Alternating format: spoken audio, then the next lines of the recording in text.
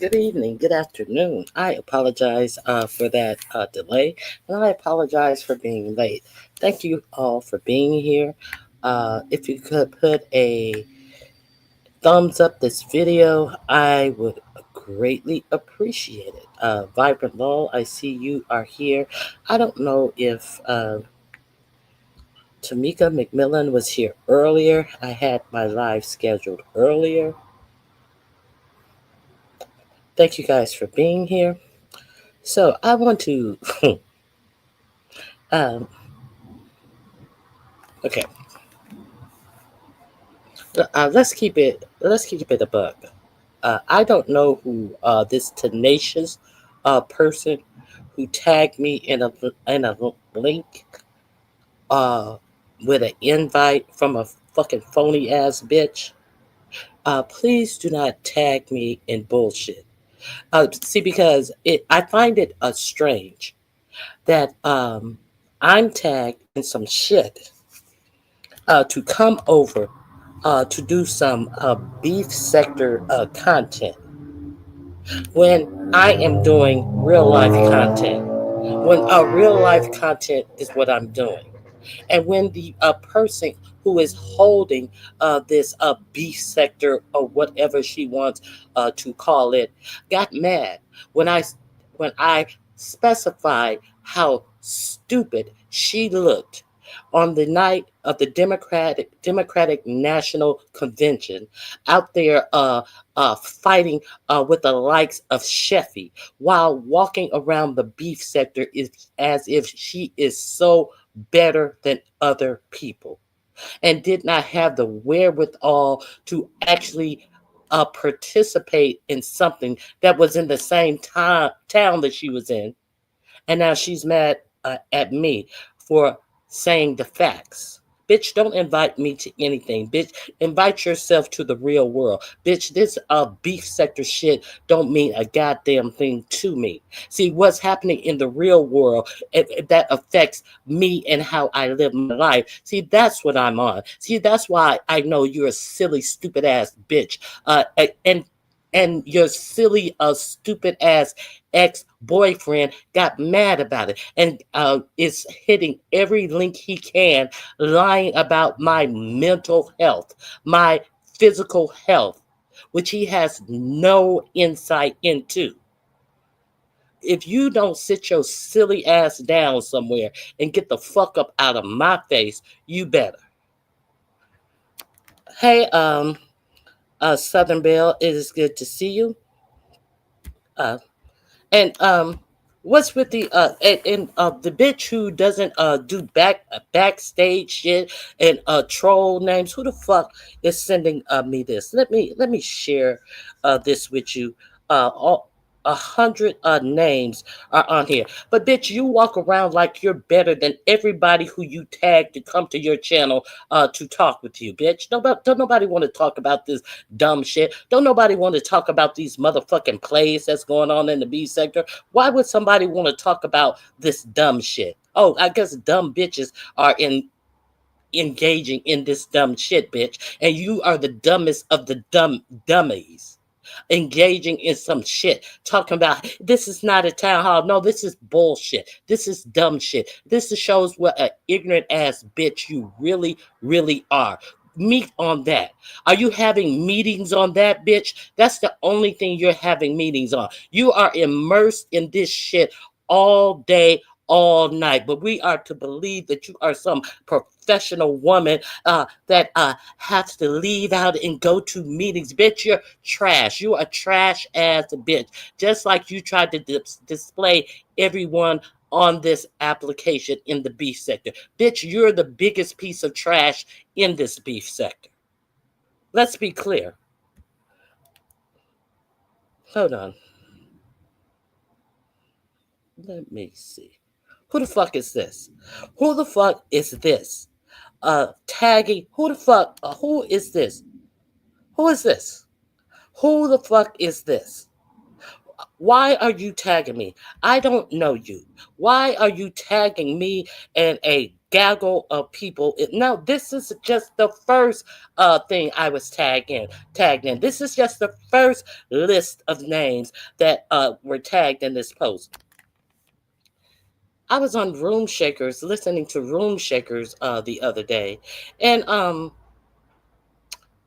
I was listening to Room Shakers the other day, and then here who comes hitting Room Shakers link, none other than Big Mouth Olivia and this fucking dried up bitch. Who comes hitting her link? And I found it peculiar that she wanted a Room Shaker to believe that, oh, yeah, you're well accepted, but you're not going to be able to click my link on that day, and then leaves with a Room Shaker. I hope to see you over there when we do this. Well, if you hope to see her over there for what? You already said she wasn't going to be able to hit the link. What the fuck she going to be over there for? Because she's not beef sector, so she won't be able to hit the link. So what the fuck is she coming over there for? If that's beef sector business, she won't be able to hit the link, bitch. Are you serious? Do we not see this for what it is? This is some bullshit. What has any other town hall meeting that James does? What has that garnered us? Absolutely the same fucked up behavior. All these people coming up there trying to paint themselves white. The same fucked up behavior. Bitch, if you don't go somewhere and sit down with this tried shit. And now I think I was over at Ness's. And I think I was over at Ness's, and Ness was playing a video that I didn't see. And here come this dried up, smoked out, flat booty ass bitch up there.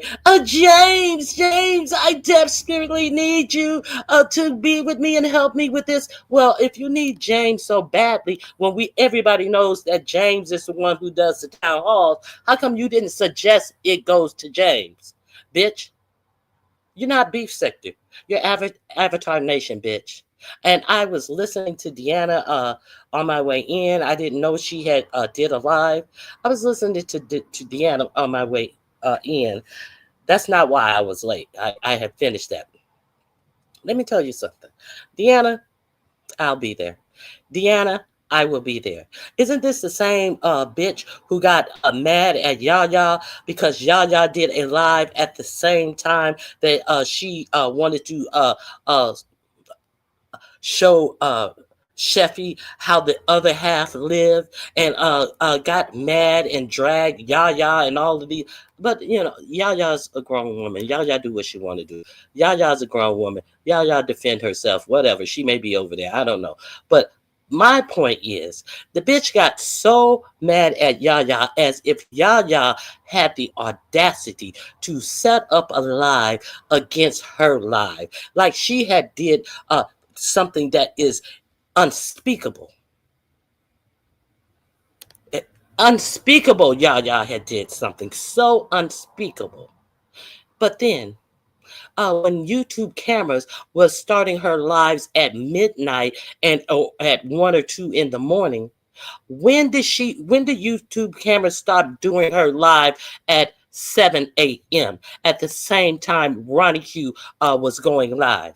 When this bitch started co-hosting or co-paneling her, and yeah, we got the morning show. Who did that shit? But nobody has time. Nobody have set times. That bitch got mad when Yaya did a motherfucking live at her set time to fucking play with a bomb to let you see the compare and contrast the differences between herself and Sheffy when there was absolutely no differences. This bitch is sitting up there screaming and hollering on her fucking cell phone, losing her shit. That's the only thing that we got from this big compare and contrast shit. That this bitch is a gutter rat. So so Deanna, I'll be there. That's all I gotta say. Who the fuck is these people? Who the fuck is these people? Who and a whole letter. Dear Beef Sector CCs, the Bit Show will be hosting a Beef Sector only roundtable discussion on. Let me go past this day. It is not a town hall. It is not a town hall. Um, careful thought and consideration has been given to this upcoming discussion, and it would be organized. So, James, obviously, your halls haven't been organized because, you haven't done any careful thought and consideration because this is not a town hall. Careful thought and consideration has been given to this upcoming discussion. Obviously, unlike you, Treasurer Lane, obviously, because this is not a town hall. This is something different. And these are the differences between this and what you've been doing, Treasurer Lane. That's what I'm reading. That's all I'm reading from this. It would be organized and centered on real conversation. So, Treasure Lane, all of those fake conversations that you were holding at your town hall, this is not that. Okay, all voices will have a chance to be heard, unlike at your town halls. This is what I'm getting from that. The host has graciously extended the invitation to all beef sector content creators, regardless of past issues or disagreements. You are welcome. Bitch, no thank you. Bitch, what is so gracious about being invited to some fuck shit to talk about fuck shit with a fuck bitch? Absolutely nothing. Okay, I have no questions or concerns. Thank you for being willing to come together for this much needed and meaningful conversation. What's so meaningful about talking about plays and bullshit that you are deeply embedded and invested in, bitch? Nobody's invested in that bullshit. What is needed? What is so much needed to come together about this fuck shit, you fuckhole? Okay, personal sentiment. I am really excited about Saturday's upcoming discussion. As a sector, you've helped me carry through some tough moments in my life. Your skits, roasts, gags, drags, reads, challenges, and even your beefs have made me laugh when I didn't think I had a laugh in me. Bitch, whenever you don't think that you have a laugh in you, take a mirror and put it up to your fucking face hole. You will laugh hysterically. Uh, or turn around and put it on that flat ass. Hold it down to that bulging belly. Hold it up to them bulging eyes, bitch. Just look in the full length mirror and take a spin. You will fall on the floor laughing. Peace, loving blessings, bitch. Bye. Don't send me no more bullshit. The comments were turned off on this one. There was this a second one. Let me show you the second one, and I will show you my response to that. Hey, a view is a view. Let me show you the second one. Let me see. Let me see. Let me see. Let me see. I think I. I think I closed it. Okay, but there's my answer to that. Uh, any comments on that? If not, I will continue with my show.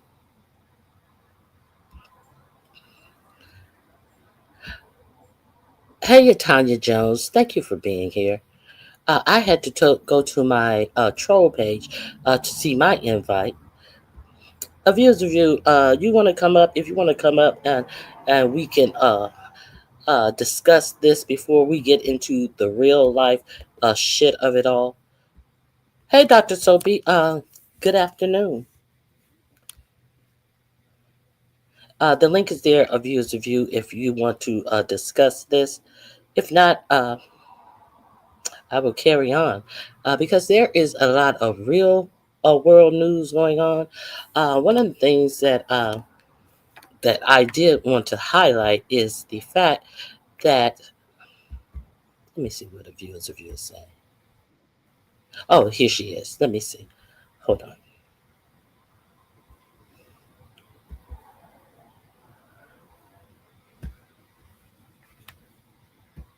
Hey, viewers, it's you. Yeah, it's me. Can you hear me? Yeah, I hear you fine. What's going on? Oh, nothing much. Getting ready to run out to Michael's and see what they got on sale. I got my little $5 reward thing. It's like cash, so I can't let it sit in my hand too long. It's It's burning burning a your hand. hole in my yeah, $5. Oh Lord, 30% off. Oh Lord. So I gotta go get something, even if I get a pencil. I just saw the item because I was over at Miss Deanna's and I saw the invite. I heard people talking about it, but I didn't really know what it was because I didn't know the other channel name that was announcing it. So I went over to Miss Deanna's and I quickly found out really fast what was going on. So I kind of felt kind of slighted. Not really. I said, "Well, I didn't get an ad. Where's my ad at? I didn't get an ad." So I'm looking around. I'm like, everybody else got an ad. So I had to do a little detective work because I'm already blocked from her. I never really said anything to that lady, and I know that y'all were getting into it, and I didn't really believe everything that she was putting down. But I never really said anything verbally to her. But one time, her man just came on here, and what he said. Called me 4 stages of cancer, and told him to call me trash and yah trash. I mean, just did all that stuff. And I'm gonna tell you, I could be around people and they could be at each other. And if I really don't feel the notion, I won't say nothing. I'll just be like, oh well, whatever, fuck it. But so she basically told me, fuck you too. And I guess it was guilty by association, of which I could care two fucks to the wind. I don't care about that lady like that. A lot of people I don't care about. But the nerve of her to invite all these people and acting like she's Martha Stewart, inviting everybody over to gain her channel. And I heard that she's you have to have a membership for it also. Girl, So I that's didn't even involved. hear. I didn't even hear that portion of it. I don't. I give zero fucks. The only reason I went to check is because Deanna said, "Who is she giving this invite to people who ain't even alive?" And this, that, and the other. And then I went over there, and then to read what she wrote, as if this was going to be above par from what you got on Treasure Lane. And while at the same time, Treasure, come over. I need your help so desperately. It's like, Oh bitch, what? Lord. Bitch, what? I heard This you is like say that to him in mhm. a chat, in room shake. I think it was, oh no, on Ness, something that Ness was playing. And heard it come out of your mouth, but then you're gonna write some shady ass shit. Like it's not gonna be like the trash that you are used to in those town halls. That's just how I read it. I'm not saying That's that's an how I read insult it. right there. And well, Hell that's how it yes. was written. Yeah, Yeah, that's that's how it how it was was written. written. Yeah, bitch, don't see. She can play with these dumb motherfuckers who don't see the shade that she wrote in that statement. But I'm not the dumb motherfucker. Mm. You were fucking the dumb motherfucker who went up all the way to Las Vegas to meet Ness and Lemon of all people. See, that's the dumb motherfucker, bitch. You can't play me. Go ahead, abuse you. Well, that is, I would not have seen that one coming at all. But I know a lot of people have been asking for a town hall meeting and all that kind of stuff. I personally think it's dumb. I don't think it's needed. This whole situation is a bunch of bullshit. I just look at it and just turn the other way. But I'm not interested in that. I think I'll be coloring or something. I think a lot of people are going to be going live during that time period. So, I think they're planning on blacking her out. Not that I'm saying it and leading it. I'm just saying I hear a lot of other people saying they're going to be live during that time period. And what is well, I can't even say it's shocking because I saw her display on the night that the Democrat National Convention was in Chicago, and she trying to flex as if she was employed by the Democratic National Committee, and instead of going to the convention where Barack Obama spoke, she's sitting up there in some steak joint with a chefy in a blue jean dress. I knew that she was trash right then and there, and then yelling and screaming over her over Sheffy doing what she had already been told that Sheffy was trash, but she wanted to try to make that she is Mrs. Manners and could teach Sheffy which fork to use and how to spread shit on how to open clams and how to cut the what was it oysters out of the shell and all this dumb shit. Bitch, who taught you? Who taught you? One of them motherfuckers who was passing money. The left hand didn't know what the right hand was doing. When you have men who the left, you can't let the left hand know what the right hand is doing, and you are begging for money for pedicures when you already got the money and all that shit. You're a fucking hoe, bitch. Who taught you how to shuck motherfucking oysters, bitch? Get the fuck out of here. Anyway. Well, it's interesting how that came up. Like, I know a lot of people was like, somebody needs to have, and the people were throwing lots of people's names out. No, her name was never thrown out, but she just took the initiative to go ahead and state it. Now that's an interesting type of scam, because that way you're telling people also you have to acquire memberships. Now that's taking the scam into a higher level. I mean, it is. I mean, memberships, you're supposed to get something for these memberships. That's why I don't join, but so many of the ones that I do join, I'm very limited and I do rotate. What am I getting from these memberships, for people that don't really put out content? So I don't know, but I don't plan on attending only because I'll be coloring or doing something else. So, but I can't wait for the replay. I can't, what is it, the recaps? I hope to be over at Deanna's having Yeah. hopefully she'll have time. She said she had something planned yesterday evening already, Yeah. but she may go live at that time. If she does, I know that's a good 1K in the chat. Good 1K. At least 700. And girl, I don't want to hold you if you got to go. Is there anything else that popped off today? Because I just got on YouTube late this evening. Is there Yes. anything else? Oh, yes. Interesting. I'm so glad No. that you asked, because I was I was up being nosy and stuff coloring, because when I'm coloring, I like to put something on for white noise so I can keep doing whatever I'm doing without having to, look up and stuff like that. So I just put it on for background. So I happened to be somewhere and somebody told me, go over to the pickle sucker lady. Go see pickle sucker. And I said, pickle sucker. Oh, right. So I went over to the pickle sucker, aka fan sucker, aka titty sucker.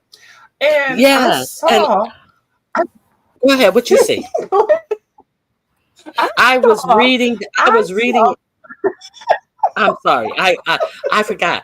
I didn't see. I didn't see King Roman. From Donald Goins. Wait a minute. Wait. You saw him. Wait a minute. I did not see King Roman News's chat. Now I heard that he read her for what she over there. But wait a minute. But wait a minute. And Mhm. then What? I usually go to the last page and then I work forward to whatever I miss. But what is this about Mhm. her saying that if YouTube cameras, I read this, if YouTube cameras didn't want DG, that she would take him, and then DG cursed her out. Is that what you're about to tell me about? Well, I do know when he came and when I happened to hop on, he hopped on and he was trying to say, "Hey, hey, everybody," because at that before he hopped on, the ladies had been talking about his penis size. Miss YouTube Cameras was talking about peens on her live. I didn't see it because I don't go over there, and so Olivia definitely was the main one saying something, and then saying, "Oh." His size, his thing must be big or something. Is that why YouTube cameras talking about the peens today because she misses his peen. She was setting up a little scenario. She was taking digs at YTC. And little did she know that Donald Goins was going to hop his ass up on there. So he hopped his ass up on there and said, who's talking about my dick? These are grown people days. We can have sling our dick whatever we want to, and you can get some dick if you want to. And why the fuck are you talking about my dick? Are you not getting dick down? It was everything, Miss. Ooh, and she was so embarrassed. She did not know that drag was coming. Well, you know what? She said, no, I was just curious as to, did you think YTC was talking about your peen because she was missing? He was like, what the fuck are you talking about? Baby, he flipped that goddamn script. When I tell you that's, go on over to the pickle sucker and watch that shit. Fuck her, but that goddamn live was good as fuck. I was not ready for it. I Oh, was so not. this is on the Pickle Suckers channel that all of this happened. I Yes, and assumed that's where it the was shit on went down. You YouTube got to camera. go there. Okay. So he proceeded to cuss her I'm out gonna for take your 15 word minutes and for it. Olivia was You going back. got to be descriptive. Yes, You got to be descriptive. I'll yes. take your And word then for it. Olivia tried. She tried to clap back and stuff. Her whole same old dry read. Then she started calling him a bum and all that, staying on YouTube all day and all that, but it won't sticking. It wasn't sticking. His reads was sticking because he was dragging her for everything. And we never heard him drag her. We never, over here, a lot of y'all don't listen to him. I'm a mod over there. Yes, child. I got mod sticks everywhere where I want to have them. So I go over there, Oh. so I know, but he doesn't talk about her. His thing is his own thing. So I guess he just fucking said, you know what, fuck this. This bitch is talking about my goddamn dick and all this other situation. So he said, let me address it. But I've never heard him say anything about her before until she started that shit today. So now she's playing innocent. She didn't do anything. Why am I getting cussed out? Girl, you just can't talk about everybody and think nobody's going to clap back. You just picked the But wait a wrong minute. one. I have a question. Now, Mhm. you said that she was trying to refer that YouTube cameras was the one who was talking about his the size of his junk. Did YouTube cameras did she hit the link at any time? No, she did not hit the link, but it was Olivia had said that on YouTube cameras live, they were talking about peen and being very descriptive and being kind of risque, talking about sex and peen sizes and stuff like that. I didn't hear it, but this is what Miss Olivia was saying. So while she was saying all that stuff, Donald Goins hit the motherfucking link and said, "What, bitch? Okay." But wait a minute. And Hold on. How did Donald Goins' name get put in it from what YouTube cameras had been talking about on her link about Ping? Because the only thing because that they were I talking about, wait a minute, let me finish. go The ahead, only thing go that ahead. I recall is when Donald Goins and YouTube cameras has come up is that YouTube cameras has denied that. So I find it hard to believe that YouTube cameras was putting a name to a penis, to a peen, and saying she was talking about Donald Goins. So see, this is where I think that she was over there on another channel trying to start up some shit because I ain't never heard Mhm. YouTube cameras say that she did anything with DG, only deny it. So did Olivia say that she was speaking about DG specifically? Yes, because of the pictures, Miss Q, the pictures of the hotel room. They were also talked about the pictures of the hotel room, but he was in one room and she was in another one. They talked about how nasty the whole. Olivia said how nasty the hotel room. They over there fucking. Olivia was quite descriptive. Olivia said everything that she wanted to be dragged on, and if she was dragged on. But you have to listen Oh, to it a little bit before he hops to think, oh yeah, so he sets it up. I know. it sounds weird. Like, what's the connection? How did we get here? Yeah. Well, How did we she get there? spoke about all of that shit. Yeah, she spoke Oh, out about all of that. So that's why he I hopped on no. there. And Go go ahead. ahead. No, go Now, ahead. with her good hopping on YouTube cameras live, even after she has drug YouTube cameras, I ain't never heard her Mhm. bring that up to YouTube cameras face. But she decided How such a about that? such a two-faced bitch. I have never heard her mention that. Now she has been up on YouTube cameras live recently, and how come she hasn't Mhm. had that energy to discuss and have those opinions to YouTube cameras face? Because she's a fucking two-faced ass bitch. And how did he drag her? Let's get Mhm. into that. What did he? Hey, Oh Voodoo, what my did he God. drag her about? He said, he said, you on here talk concerned about my damn peen. You must not be getting peen. And he said, we sick of hearing you with all them goddamn babies in your throat, implying that the husband is giving her oils, fucking her. That's why, well, you know, he had to go to the babies. That's why you ain't got no kids. You need to be dick down. You need to buy a rose. Stop being concerned about a young man. I'm a young man. I'm sexual. So what the fuck you think I'm gonna be doing? Not fucking in a hotel or something like that. Something with that. Just grazed over it. But he just read her down, called her ugly, fat, trashy, big mouth, every adjective that you can describe that already has been said about her. But she was, you know, her loud, you know, blah, blah, blah, blah. You really couldn't hear her hits, but you could hear his hits because his mic was miking. Mm, mm.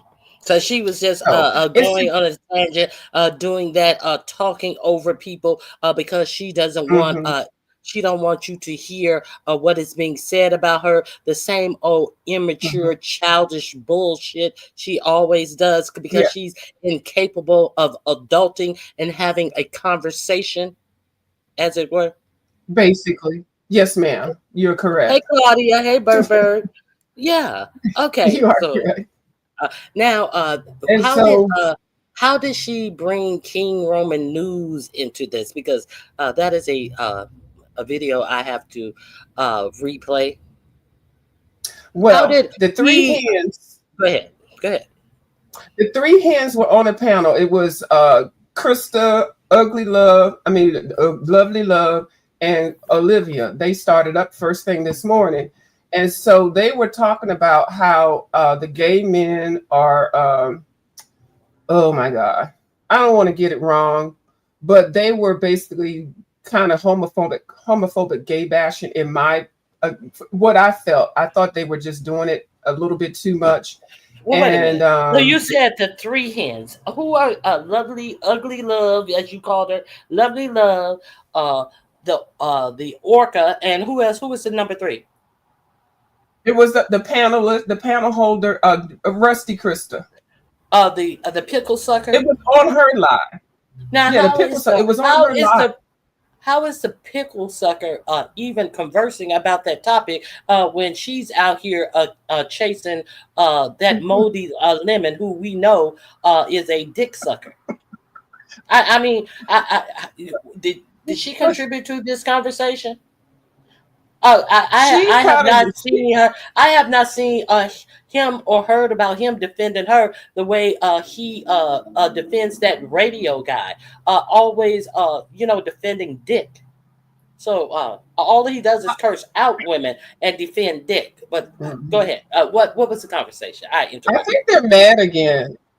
No, it's okay, but I think they're mad again. Now the earlier part of it I did not see. I immediately when I got my bolo, I immediately went over there. When I went over there, I've red balled it a little bit before Donald hit the chat. So I don't really Hmm. understand how the whole thing worked out. But I have been reading various bolos, and it looks like they seem like they're gay bashing or something, or they were whatever they were talking about. At some point they said that they're implying that some of the men have, and I think they specifically said because I heard a Roman's rebuttal, and he said it like he was repeating what they said that they have women abandonment issues or something like that. And that right there, I don't even know where that came from, but it hit a nerve, and the Roman went the fuck off and dragged all three of them at the same time. I was like, oh my goodness. It was the Mm. most exciting hour that I've had in a long time in the morning while I was coloring. I think I Mm-hmm. went over the line a couple of times because I was laughing. Well, So, girl, and I don't think he's finished. So he's not now, finished. And then also, go ahead. what I wanted to know is, I think somebody said, Olivia. I think that they said that Olivia is doing a let me see if she did a rebuttal to King Roman News. Do you know Oh, I'm sure if she she did. tried it? Let me Oh, I'm see. sure. I don't know if she did or not, but I, I would not be surprised. She would I'll let have you to. guys. I'll let you guys do the work and search that out for Mhm, yourselves. Go mhm. ahead. But she was highly embarrassed, and she apologized several times, overly apologized for having that conversation with Donald Goins on Rusty Krista's channel, which I thought was odd. I was like, "Well, just say my bad. I didn't mean to go off like that." But isn't that what they want? Like that? That's what she want, that kind of action. I'm like, how do you get into a kerfuffle knowing that you the one brought it up, and then you're going to apologize that whatever happened? You apologize because you got embarrassed. You got embarrassed. That man dragged the fuck out of you. It's on the line. Krista ain't taking that shit down. Oh, Girl. uh, I do hope someone would from LSA would go and snag that dragging so I can look at it and not pro, give her a See click and all of review. it. Kind of like Uh-huh. they clipped that dragging that Lemon did of Brokeyville's boyfriend who Oh. Brokey Lemon. Did you hear that Mm. argument? That's how I was able to hear that. They had a whole clip of how the argument started all the way through its duration. And did you hear one of his bad bastard kids run into the room and call Big Funky bald headed too? I I heard, okay, I did hear ins and outs of that whole thing, because I had never heard the boyfriend. I had never heard him speak before. So I was like, somebody in another bolo. I said, let me go over here and see that. And I heard him speaking, and he was really going at it.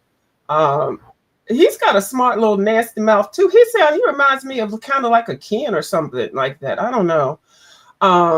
I was going to replay it, but she took the video down, so I No, just no, no, caught a no. little. I'll send you the clip of the whole thing. Okay, I'll send that to you. It's okay. how it started and the whole duration of it. And one of those little bastards kid came in there and called Big Funky bald headed, and she got mad Oh, about it, and she tried to pretend like who you wait a minute, who you calling bald headed? You calling him bald headed? Trying to refer to Lemon. No, bitch, she called you bald headed or whatever he or she. You know how little kids, they, you can't mhm. distinguish sometimes if it's a boy voice or a girl's voice. No, they called you bald headed bitch, and that's why when they came back in your room, you yelled and screamed at a child that wasn't yours to get out of my room. I told you to get out of here. Don't come back in my room. All of that went down. Now, She almost pulled a ugly was a ugly goddess okay. on that child. Oh, Yeah, oh, she but almost that turned child must into a have some. two-piece wonder. Go ahead. That child must have That what? child must have some. That child must have some sense of discernment, because if I looked at her, if I was a kid, I looked at her. Her hair would not be that'd be the last thing that I would want to use as an adjective to describe her. I'm just saying. He just called her a Mm. bald head bitch. So I'm sure there are other things he probably has already called her. He's been told not to mention those other things. Oh my goodness, the kids is dragging me. But you can't talk about the kids. Oh my You can't. God, it's too The much. kids was talking about her ass. The kids were talking about But the her kids ass. dragging. Whoa, shit. Let me go to Michael's. I'm gonna put you on my in my ear, but I'll thank you for letting me come up. I gotta go get me spend It's my $5. I ain't mad at you. Bye. I'm glad you told me that they have a sale. I gotta go over there and Yeah. check them out. I got some projects I need to do. Okay. Go. Are you going to live? It's still watercolor July. Have you did your live yet? Yes, ma'am. Oh my I god. did my live, and I think it's gonna be an upload. No, it's gonna be an upload. So don't worry Oh, about it. okay. I haven't done. I'm gonna do it I as was a just about to premiere. say I Yeah, missed I'm trying to see. everything. Okay, No, well, you you didn't do it as miss a me yet. career, you'll still be in the chat. Yes, ma'am. It's the Okay. murderous weekend. I ain't trying to be live. I'm trying. kind of view premiere, and I'm gonna listen to the shit in color at the same time. Well, listen, I All right. wasn't going to go So, live today, and I was like, and then I set it uh-huh. back because I told you, my schedule has changed, and I'd be up late, and so Yeah. it'd be like dragging me to get up at my regular time, and that's why my Mhm. regular time has been pushed back. Some mornings I just can't do it, so I just Yeah. had to, and I was like, forget it, I'll just go live Monday. But too much shit is happening in the news today, so I have to get Yes. on that. All right. Thank you Yeah, for we need being. a recap. So thank you for popping on live. We greatly appreciate it. Okay. I'll chat with All you right. later. Bye Okay. bye. Bye bye. I'm gonna have to. I thank viewers of you for coming up. Let me take this morning out of my title. We're gonna get to the news of the day that is going on. I thank you all for being here. Hit the like button if you will. Um, If you guys have been following me, of course, you know I've been on top of this Ghislaine Maxwell story. And I also have commented on the fact that there was no reason for the assistant attorney general to go to the prison to question Ghislaine Maxwell because the AG office has all the information that is put out about her involvement, her conviction, everything about Epstein. There's nothing that they could get from her. So the only thing that they could get from her is to silence her, to not divulge more details about 4547. And at no point did the Attorney General office have any interest in interviewing her. It was not until Congress and in was it an appropriations in a oversight meeting had a vote that they would question her. They put it in a vote, not in a regular vote where Mike Johnson, the Speaker of the House, could shut it down. Mike Johnson heard that they wanted to vote on it, and they had Republicans who would make them actually the vote actually pass. So what Mike Johnson did, he put Congress in recess early. So they wouldn't have to vote on this because he knew that they had enough votes. But they did it in an appropriations committee about child trafficking.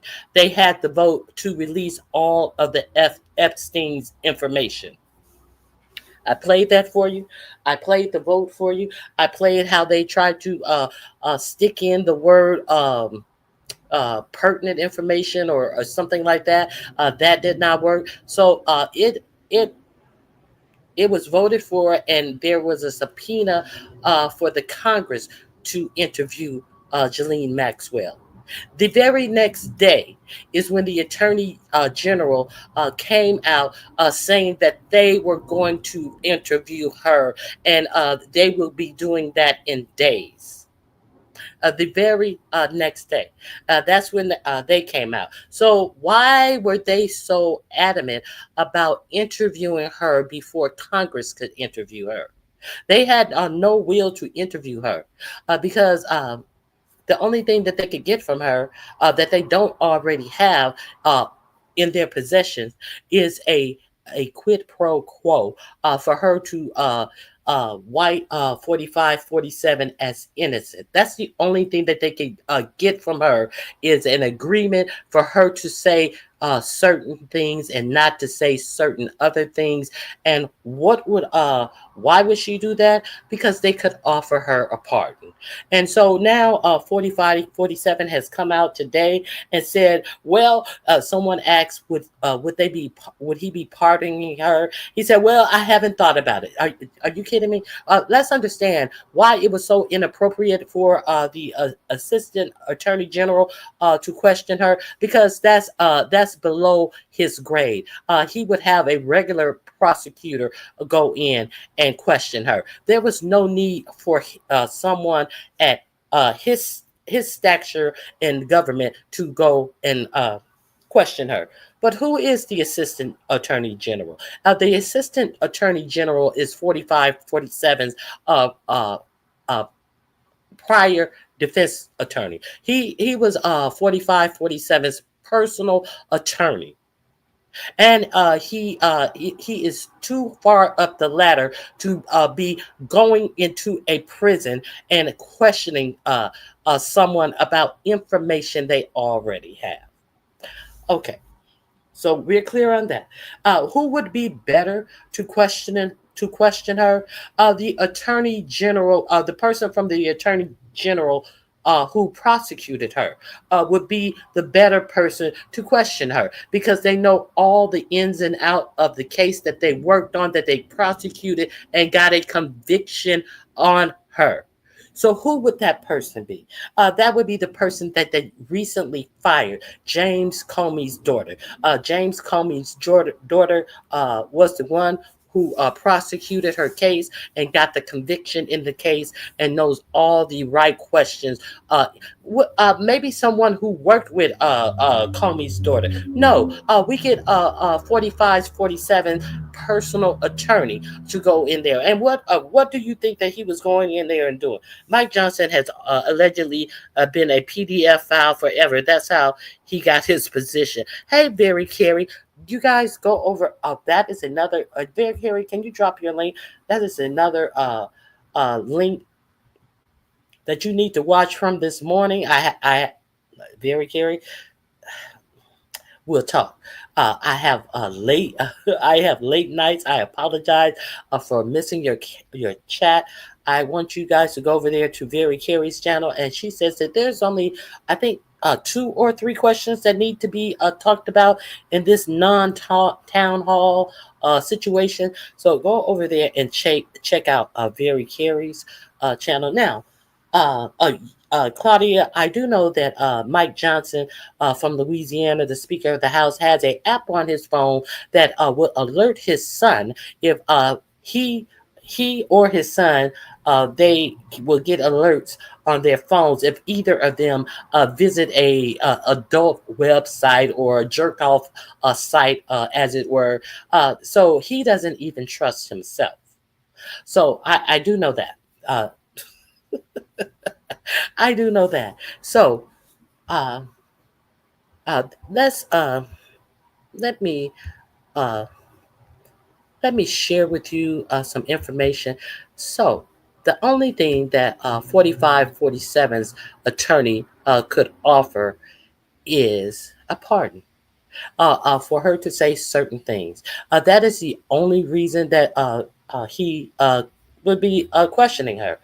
He doesn't know this case. He didn't try this case. Understand. So they 4547 is going to Ireland today. So they did a little press gaggle and they asked, "Will you be pardoning? Will you give her a pardon?" He said, "Oh, I haven't thought about that. But I do have the power to do that." Well, we know you do have the power to do that. We know that you took the. We we are suspicious that you took that power to do that in with your attorney, who you gave the deputy attorney general's position, who wasn't able to defend you, who is actually appears to be a poor lawyer. Is he a DEI hire? Because he defended 4547 and lost, and he is was found guilty on 34 charges with his company, and then he was also, I do believe he also defended him on that SA case that he lost. So he's a loser. He does not, none of the people that 4547 put in their positions have any credibility or knowledge or merit to get these positions that they are. in. However, he does have the merit, obviously, to go in and question Bondi. So we are to believe. He said, "I do have the power to pardon her, though. You had the power to pardon her in your last uh, administration as well. You had the power to pardon her then." But what did you say when you heard that she was found guilty? You said you wish her well. You did not say that you would pardon her. Now, let's be clear. They want to let you know that she was part of the Epstein's procuring young girls for him, and she also participated in the molestation of these girls. This is what she has been found guilty on. But they don't want to additionally tell you that she has been found guilty of lying to the court, perjury. So now, if anything, that this assistant attorney general comes out and says that, oh, well, we found new information because Maxwell told us X, Y, and Z. Are we supposed to take this new information as if it is fact from someone who has also been convicted of perjury in the courts? So I just want you to understand that. So let's get into this. Let's get into all of the uh, bullshit that they are trying to bring about in this case. Here we go. Let me share my screen with you. And you know what else they're trying to do? They're trying to portray uh, Maxwell now as a victim herself. As a victim herself. This is what they're at Newsmax. What is his name? The anchor, the anchor on Newsmax says that she has been treated real harshly. This is a woman who procured young, underage, 12, 14, 16-year-old girls to allegedly give grown men massages, who spoke about how Epstein allegedly had a hard ping for 24 hours a day, and she couldn't satisfy him that much. Now, there what is his name? He is actually saying that Aline Maxwell, Newsmax, a right wing propaganda media, is now saying that Maxwell, well, she very well is a victim herself. So let me share this with you. We're going to start from the beginning, and then I'm going to also let you hear what this right wing broadcaster, the disgusting things during the election that he had to say about Kamala Harris. This is the same person that wants to pretend as if a convicted SA offender is a victim herself. Let's get into this. While they are not putting the dots together, you may want to visit some of this news reporting that will put some things together for you. Here we go.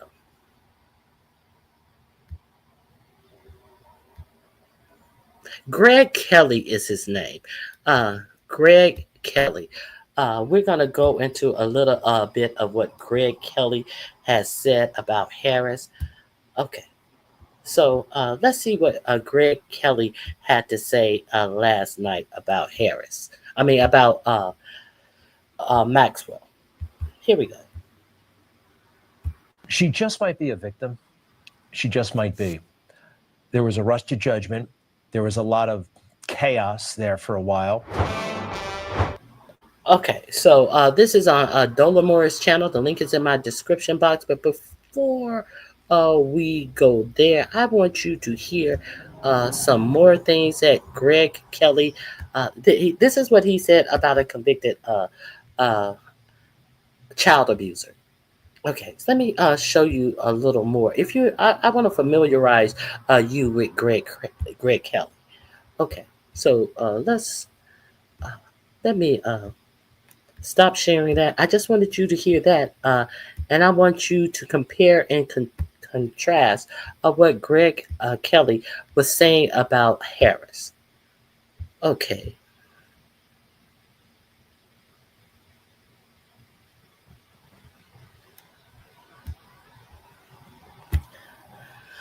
this was 10 months ago. Greg Kelly said Kamala Harris is a lying hustler. This is what during the election cycle, Greg Kelly was saying about Kamala Harris. This is after the debate, and he is saying that you could see from her performance in the debate that she was a lying hustler. Oh, I am absolutely disgusted by what we just witnessed. First of all, shame on those two. Okay, hold on, I have it too fast. So these are the people who are trying to change the narratives and trying to give make you have some sympathy as if this is a innocent person.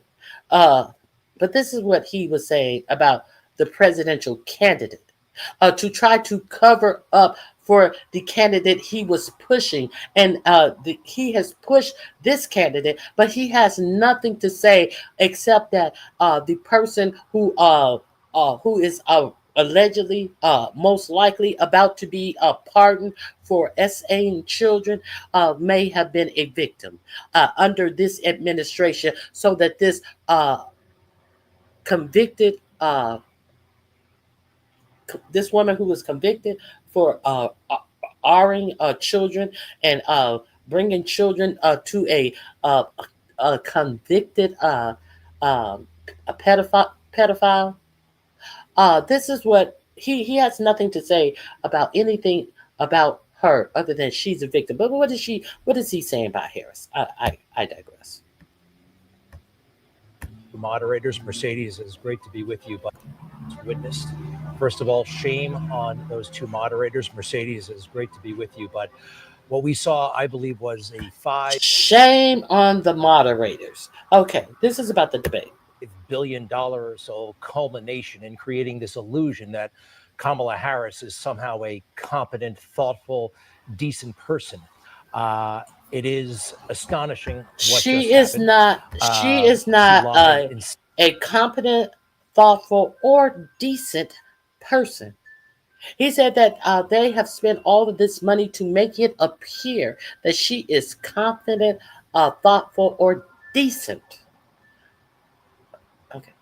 incessantly. The faces, the nonsense happened. She lied incessantly. Her sole culmination in creating this illusion that Kamala Harris is somehow a competent, thoughtful, decent person. It is astonishing what just happened. She lied incessantly. The faces, the nonsense.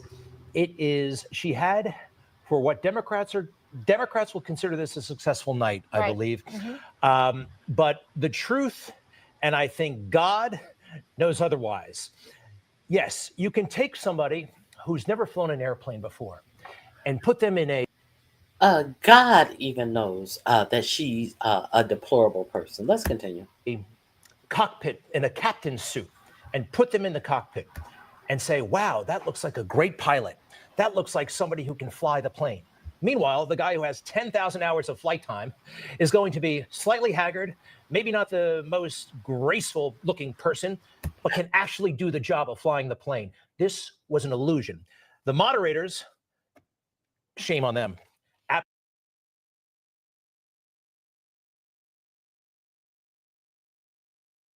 So, what? I hope I wasn't on mute all that time. So, was I on mute all that time? So, what he's saying is that she looked like she won, and 45, 47 may have looked at haggard, but we know he can do the job. It was an illusion, you people. Even God would know this is an illusion. I hope I wasn't. Did you guys hear all of my commentary before then? I hope so. Absolute shame on them.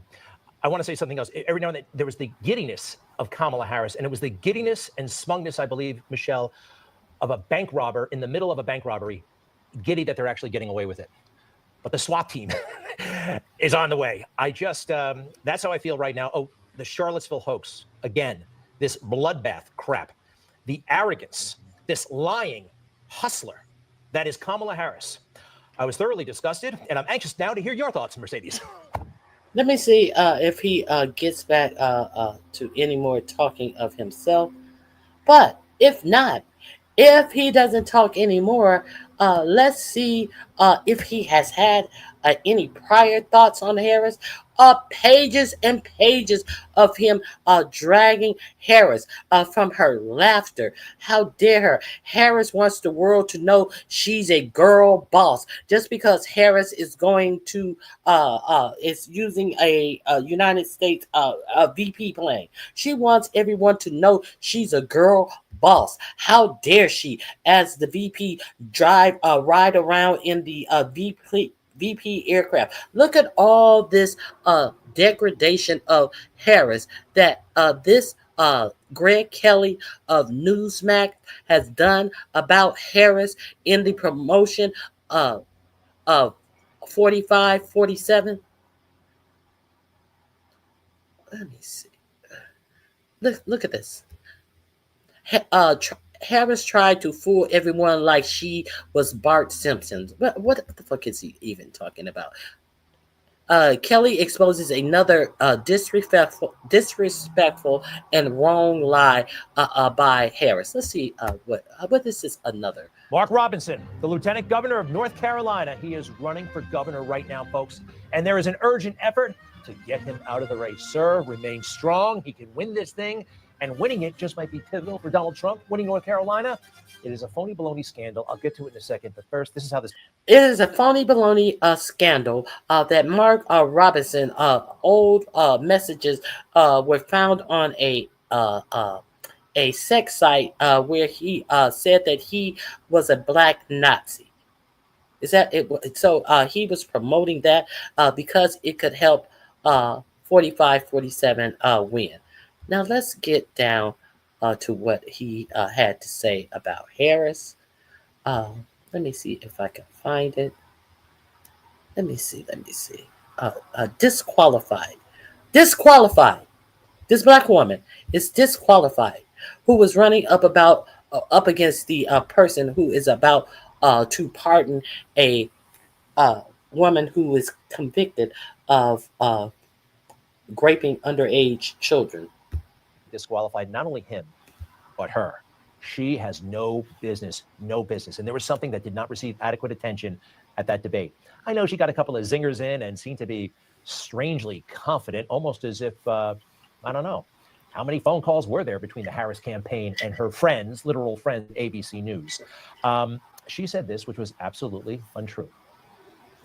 And as of today, there is not one member of the United States military who is in active duty in a combat zone in any war zone around the world, the first time this century. What a disrespectful and wrong thing to say. Shall we put up the map? It's like 21 countries on this thing. Serbia, Montenegro, Albania, Kosovo, Turkey, Uzbekistan, Kyrgyzstan, Tajikistan, Pakistan, Lebanon, Jordan, Iraq, Kuwait, Saudi Arabia, Bahrain, Qatar. These people get combat pay. They get extra pay for being there because it's hazardous. And she doesn't know that? So what? So a bunch of bullshit. They are not in active fighting in those countries. So I just wanted to I just wanted you to see this person that is now being the mouthpiece that Ghislaine Maxwell may have been a victim herself. Okay, so let me go back to my first screen where I introduced you to him. I just needed you to know fully who he is. And we're going to talk about the entire cover-up. Here we go. So let's hear this. She just might be a victim. She just might be. There was a rush to judgment. There was a lot of chaos there for a while. The full-on cover-up of the Jeffrey Epstein saga involving Donald Trump is in full swing. I made a prediction a week and a half ago that there was going to be mutterings of rehabilitating the image, the character of Ghislaine Maxwell, that there would be talk of pardons, and we're now fully in it. I got a bunch of clips here. Stick around for all of this, because this is why what I do is important. This is why what so many in my genre on YouTube, in my cohort here on YouTube, Midas Touch and David Packman and the rest of all the good people who do good work. The reason what we do is important is because we can go out there and pull. And Ronnie Q, and the reason why I go to these channels is they can pull the factual media stamps that you need to see. I want you to see all of this. He is the second link in my description box. What is go check out what is his full name? Jesse Dolomore. And all the different sources, put them in one place. See, the for-profit media is not going to put these pieces together for you. That's why I feel that these are the things that are important to talk about on my channel. See, I don't think that bullshit right now is important to talk about, because these are the things that are going to touch you in your life. How is this pardon going to touch you in your life? Because if you ignore it, you're going to continue to ignore the fact that this man is operating as a dictator, and the things that he is doing is only to save himself and not this country. Okay, let's continue. And show you exactly what the narrative is. And that's what I've done here. And this is just over one day. These are just like yesterday's clips that show you exactly how deep and how conniving and how sinister this cover-up or attempted cover-up is. It starts with Mark Wayne Mullen, senator from Oklahoma. Mark Wayne Mullins, the tough guy. He challenged one guy who was testifying before the Senate to a physical fight. Meet you outside. So indignant, tough guy. I think Mike Mullins. Used to think that John Cornyn was the dumbest member of the United States Senate. Then Trump came along and ushered in an era of dipshits, the likes of which the nation has never seen. And that's saying something, because we used to have Confederates in the United States Senate. Mark Wayne Mullen here is trying to make his justifications for not releasing the documents, not voting to compel the release of the Epstein files. And Mike Mullins wants to hide the Epstein's file, and he doesn't want to vote on them. Much like Mike Johnson in the Congress didn't want to vote on them, so he went on vacation early because, okay. So we're clear on that. But Mike Mullins is going to tell you specifically why he doesn't want them to be released. And you should be appalled by why Mark Mullins is going to say at a podium why he does not want these files released. In it, he literally says, the words come out of his stupid fucking mouth, that they're there to cover for Donald Trump. What my colleague's resolution does is truly trying to tell the FBI and the DOJ how they can proceed in doing their job and how they can actually present the information. They're telling them to release all the files because they said that there is nothing to see there. So if there's nothing to see there, release all the files. Yes, that's what they're trying to have a vote on. And why are you blocking the vote? Tell us. Basically saying that we want all that information to go through Congress. Well, I'm sure Congress has never once played politics with any information. I'm sure that Oh, so I'm sure why you don't want Congress to have it is not for a political reason. You're not playing politics yourself, Senator. This investigation be handled much like other investigations into this administration that the Democrats have done over the last, I don't know, 8 years. I'm sure this would be handled just like any other thing that they've tried to go after, like the baseless impeachments. Oh, kind of like the baseless accusation of treason against President Obama that has come out that have baseless, totally baseless, and the Department of Tulsi Gabbard won't even voice what is alleged to be a fact or a factor in saying that under President Obama's presidency that he did treason. He did something treasonous. She can't even voice a not one point. She tells, when asked, she says, look at the papers I just gave you and you do your reporting. Let's continue. Or the baseless special counsels, or the unbelievable amount of charges they've tried to file against the president. I'm sure this would be handled the exact same way. What we're simply wanting to do here is give them cover. What we simply want to do here is to give them cover. The baseless charges that they have put the president up against, which in two of the trials, a jury of his peers found him guilty. Was it Congress on the jury? Was Congress a part of the trial? No, he was prosecuted and he was found guilty. Let's move on. Two. Now, this is Ghislaine Maxwell's attorney, and let's hear what he has to say about. She answered all the questions, and it went quite smoothly. Let's hear what he has to say. We had a very productive day today with the Deputy Attorney General Todd Blanche and Ghislaine Maxwell. First, we want to thank the Deputy Attorney General for being so professional with all of us and for meeting with us. He took a full day and asked a lot of questions, and Ms. Maxwell answered every single question. She never stopped, she never invoked a privilege, she never declined. And when asked if she was offered a pardon, he says, I think no, but something. I think he said no, but we're looking forward to it. Now, understand that this was yesterday.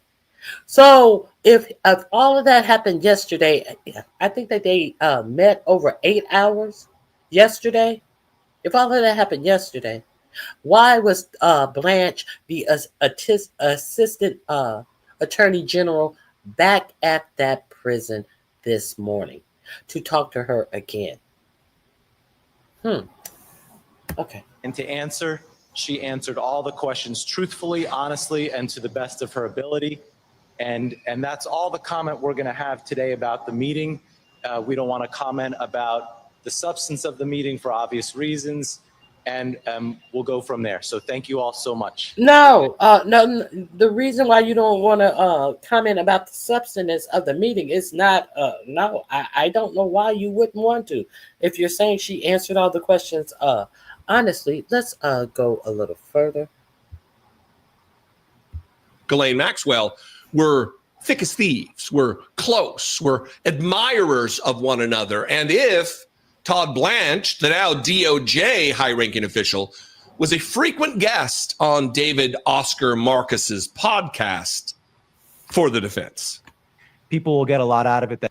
Now, understand, the guy on the left, this is the Deputy Attorney General who used to show up on Ghislaine Maxwell attorney's podcast frequently. Of course, he's going to have good things to say about him. This is Trump 4547's former personal attorney who used to show up on Ghislaine Maxwell's attorney's podcast. Did they tell you about that in the mainstream media? Let's be clear. Full transparency. Didn't invoke her privilege. No, no, no. In fact, when she was seen walking back into prison, she was carrying a big box of documents.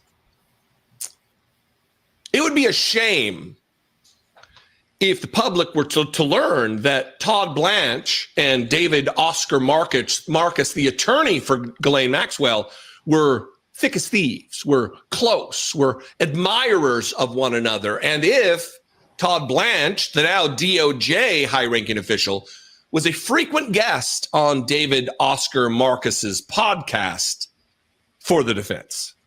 People will get a lot out of it that you were willing to come on and talk to me for an hour about the case. I was happy to do it, David. And I mean, in all seriousness to you, I know a lot of people that have worked with you. I know a lot of people who know you very well. I now consider you a friend and someone who I know pretty well. You are by far the best out there, and I'll always say yes to this podcast. That seems like a conflict, does it not? The cover-up goes beyond government. It goes beyond. This is where they really want the cover-up to be successful, though. It's in the hands of right-wing ghouls and influencers like Charlie Kirk, like Benny Johnson, like Greg Kelly, who's a Newsmax. Okay, so now are we clear that this is a straight up conflict of interest to even have him going in there? Are we clear that this is below his grade of employment to even go in there to question her? Much less it's a conflict of interest. Who has something to gain out of this? Who has something to gain? Let's continue. Journalist. Watch this from Charlie Kirk. Explain that where this needs to go is to get her a deal. Get her a deal. Okay, so these are now Charlie Kirk, a racist person, a whole white supremacist identifying person. He has a huge 45-47 audience. Understand that 45-47 and Charlie Kirk was the one who was saying that they needed these papers released. And then when 45-47 came out and said that some on the right were believing it and called them dumb and stupid and all of this type of stuff, Charlie Kirk had a turnaround and said, well, I'm just going to trust my government, and I'm going to believe what the government is saying to me. After 45-47 complained about people on the right continuing to ask questions. Now, this is another other ones with a huge MAGA audience who is trying to turn the topic around. Let's be clear that this is not a Democratic press. This is a MAGA press on 45-47.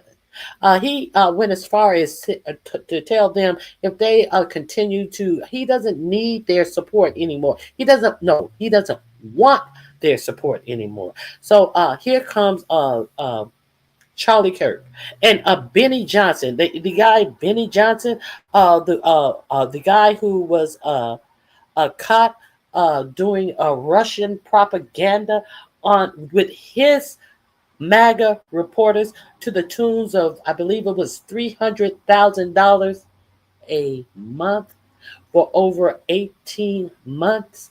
What do they have to gain from this? Money, a fortune. That's what these people have to gain from this. And if I'm not mistaken, I can't be sure. I think Charlie Kirk was another one, the influencer that was paid by Russia to spout propaganda. But now they're telling MAGA this. Deal to get her to talk, to get her to extricate Donald Trump from all the problems that he has put himself in.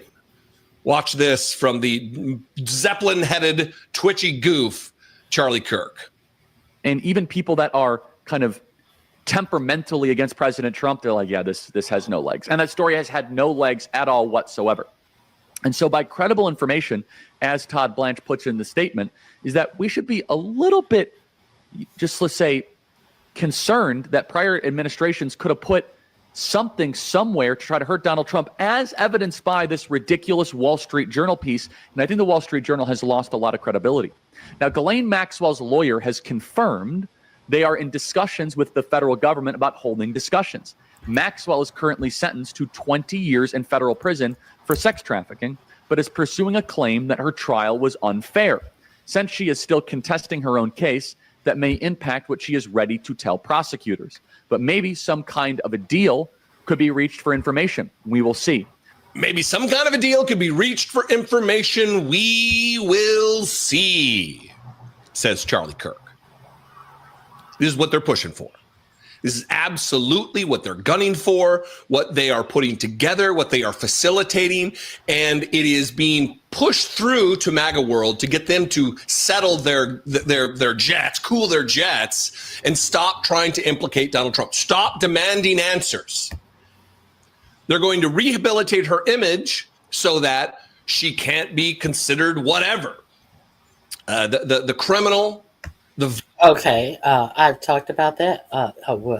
Here is Greg Kelly goes further in his she's innocent, she's a victim of vile child trafficker or enabler of child trafficking that she is. Newsmax's Greg Kelly was floating the idea that maybe she's the victim here, which will set up Donald Trump and the idea of pardoning her. Watch this from a credibly accused sexual criminal himself, Greg Kelly. Blanche is the Deputy Attorney General, the #2 ranking official in the Justice Department, and he's about to meet with Jeffrey Epstein's ex-girlfriend in prison, Ghislaine Maxwell, to find out what she knows. Let's find out, what is this all about? And she's also been subpoenaed by the Oversight Committee. I think this is great. I do have a feeling that she just might be a victim. She just might be. There was a rush to judgment.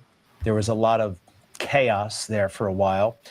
All right. Granted, she hung out with Jeffrey Epstein, and I know that's apparently not good, but she's in jail for how long now? 20 years, a 20-year sentence.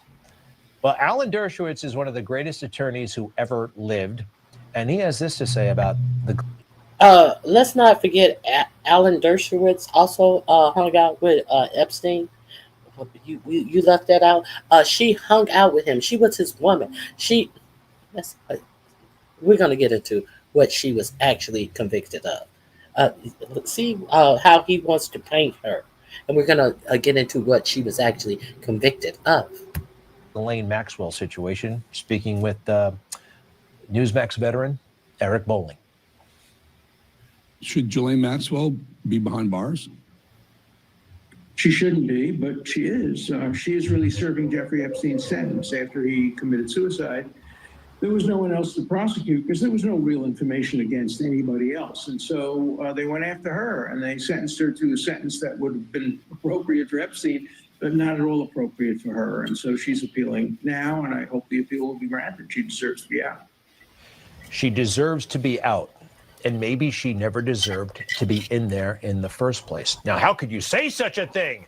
I mean, these are perverts. These are child molesters. We've heard that from whom? From the media? From prosecutors? Prosecutors prosecuted President Trump over nothing. I don't know, but I'm skeptical. Prosecutors prosecuted Trump over nothing. SA case that they won, where the victim testified and a jury found him guilty. Now, I didn't know that Greg Kelly had SA allegations on him as well as this podcaster just informed us of before he played Greg Kelly. So of course he sees nothing wrong. But who else said that Epstein SA people, this woman who he's hugging, she said that he and her had inappropriate sexual relationships with underage women. She said that. She admitted to that. This is what Greg Kelly is not telling you. They're trying to make it seem like none of this happened. So what, we know that 4547's name is in the Epstein files. None of this even happened. What are you talking about? Of everything and everybody these days, and you should be too. And this comes on the heels of just the other day when Tim Burchett, he said the same thing, seated on the steps of the United States Capitol, saying, well, maybe we could make it. Tim Burchett, we remember him before the big, beautiful bill passing. He had so many qualms and questions and concerns, and he came back out dancing like a giddy child because he had some signed merch from 4547. And then when he went in to vote for the bill, what was his vote? His vote was for this big, beautiful bill. This Tennessee backwoods Huck voted to and Tennessee is not a rich state. He voted to throw millions of people off of Medicare for some signed trash. Deal to reduce her sentence if she testifies favorably for Donald Trump. The government has said in its filings that they don't trust her. She's a liar. No, she is a liar, and she's a dirtbag. And, so then why subpoena her if you can't trust her? Well, because the one thing we got holding over her head is if we find out she lies, she goes back to her original sentence, and that's looking. Why are the Senate want to question her? Because she's a liar. Well, she is a liar, and she's a dirtbag. But if we find out what she says when she come before the Senate is a lie, we can take her back to where she was in jail. It's not for life. It's a 20-year. He says she's there for life. No, she's there for 20 years. I think she's already done 3 years. So what is if we find out she's lying? If she doesn't say what you want her to say, at that point, would she be lying? Or if she doesn't say that 4547 had a limited access or friendship with Epstein, would that be accepted as true? Or if she came out and said that he had more of a sordid relationship with that whole Epstein trilogy, would she then be considered a liar? Which one is it? You have all the paperwork. Okay, let's continue. Lifetime, and if she's looking at maybe parlaying this into reducing her sentence, then we could have some leverage there. Fix is in. The cover-up has begun. If she's looking to parlay this into shortening her sentence, we could have some leverage there. That is the only leverage you. Hello, V. Lashade. Thank you for joining me. That is exactly the only leverage we are looking for.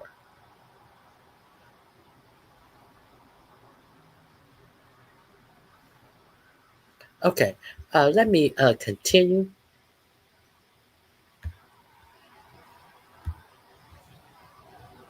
Let me see who else. Oh, let me introduce you to one of the victims, and let's see what she has to say. We've heard a lot from these congressmen who are trying to whitewash the truth. Let's hear from one of these victims. She went on MSNBC. Let's see what we're really talking about via a victim.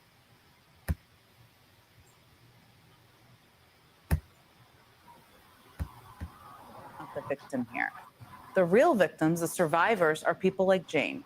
Now, we don't know Jane's full name, but we know that Jane was 14 years old when she met Jeffrey Epstein and Ghislaine Maxwell at a youth camp in Michigan. Here's what the story said, quote, Epstein first abused Jane when she was 14. Jane said that there were sexual encounters with Epstein for the next 3 years, around every 2 weeks. Sometimes Maxwell was in the room during the sexual abuse. There were occasions when Maxwell touched Jane's breasts. Jane is a real survivor. So is Carolyn, who testified that she went to Epstein's home over 100 times from age 14 to 18, where she was told to massage Jeffrey Epstein. Carolyn said that at the age of 14, before one of the massages, Maxwell came in and felt my boobs and my hips and my buttocks and said that I had a great body for Mr. Epstein and his friends. And then there's Maria Farmer. Unlike some of Epstein's other victims, Maria Farmer was 25 years old when she says Epstein assaulted her, though her younger sister, who also says she was abused by Epstein, was a minor. Maria Farmer was an employee of Jeffrey Epstein's at the time. She said that in 1996, she was at the estate of Victoria's Secret CEO Leslie Wexner with Epstein and Maxwell. She says that Epstein and Maxwell violently groped her until she fled the room and barricaded herself in another part of the building. And during her time in Epstein's orbit, Maria Farmer says she also encountered Donald Trump. She told the New York Times that in 1995, quote, late one night, Mr. Epstein unexpectedly called her to his offices in a luxury building in Manhattan. She arrived in running shorts. Mr. Trump then arrived wearing a business suit and started to hover over her. Ms. Farmer said she recalled feeling scared as Mr. Trump stared at her bare legs. Then Mr. Epstein entered the room and she recalled him saying to Mr. Trump, no, she's not here for you. The two men left the room and Ms. Farmer said she could hear Mr. Trump commenting that he thought Ms. Farmer was 16 years old. Joining me now is Maria Farmer, along with her attorney, Jennifer Freeman. And before we get started, I just want to say to you, Maria, I think it is incredibly courageous that you are continuing to tell your story in a very, very public way. It cannot be easy, and I'm very grateful for you being here with us tonight. So let me start just there, Maria. Thank you, Jen, for having me. I appreciate it. Absolutely. Let me start by asking you, I mean, this nightmare has followed you for a very, very long time. I mean, decades. And I'm sure all said, we're here about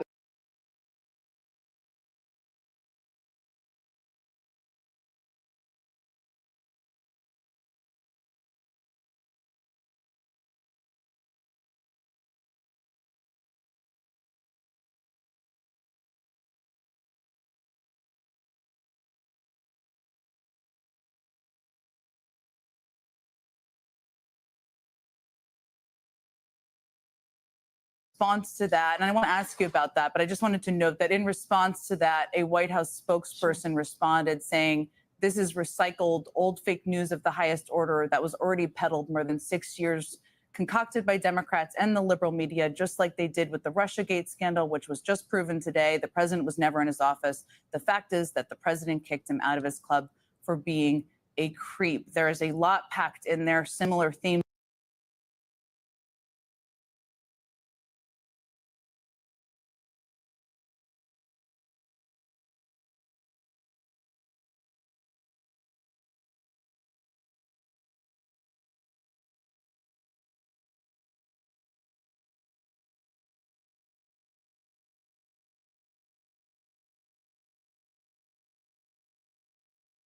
We've seen in other statements, I will say, but it's about you. What is your response to that? right. So, first of all, that's so insulting and disingenuous because I reported this in 1996. And I have to say, like, Donald Trump was a Democrat when I reported him. So him saying that this was a Republican thing, this is not a partisan thing. This is pedophilia. Anyone can be a pedophile. It's literally, unfortunately, it just happens to be a lot of Republicans. And that's a fact. And those same Republicans want to entertain Ghislaine Maxwell, like Tim Burchett wants to entertain her and flash her around and act like we victims should not be heard from. He didn't want to speak to me. He wanted to speak to Ghislaine and give her a voice and an audience. And my little sister is one of her victims, and so am I. So this is so damaging. And yes, I'm fighting 2 cancers, so I would like to be able to retire and have my FBI reports so that I can help bring accountability to everyone. It's not just me. I have the weight of all the young women on my shoulders right now.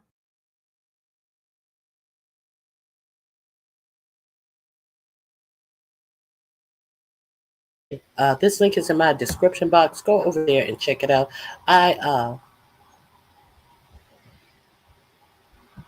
Didn't they take her out? Uh, I'm not clear on your question. She did this interview the other day. This isn't the one who, what was her name? Who unalived herself. No, that is not her. This interview was done I think, the day before yesterday. What do you mean by didn't they take her out? I'm not clear on your question. Okay. Here's another Brian Tyler Cohen I would like to share with you. Let me make sure it's sharing.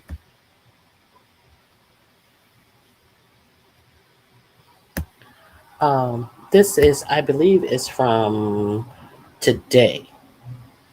3 hours ago. Brian Tyler Cohen breaking Giselle Maxwell issues major pardon statement. This is her saying that she does want a pardon, I believe. Let me This comment from Maxwell's attorney. This morning, Trump's Deputy Attorney General Todd Blanche met with Jeffrey Epstein's co-conspirator Ghislaine Maxwell, leading to this comment from Maxwell's attorney. He's got the Now, we understand that they met with them yesterday and they did a second meeting with them today. Now, this is the attorney who Trump's former attorney, who is the assistant attorney general, who is meeting with him, who used to come on his podcast on a regular basis talking about the Epstein case. This is what he said after their meeting, their second meeting this morning. Latest from Washington for us. So, David, what else did Maxwell's attorney say? Well, he said a lot. We wish we could be in and hear what was said in the actual meeting. This meeting was a lot shorter than it was yesterday, but this was a two-day event. The highlight, though, it appears that her team wants a pardon. Watch. We're going to take one day at a time. I know that's very cliche, but it's true because things are happening so quickly. We haven't spoken to the president or anybody about a pardon. Things are happening so quickly since all of a sudden everything is happening really, really quickly. Last week, there was nothing else to see here until Congress got passed the vote to bring her in under subpoena. So they had to 45-47. They got to her so quickly after that vote was passed. Let's continue. Just yet.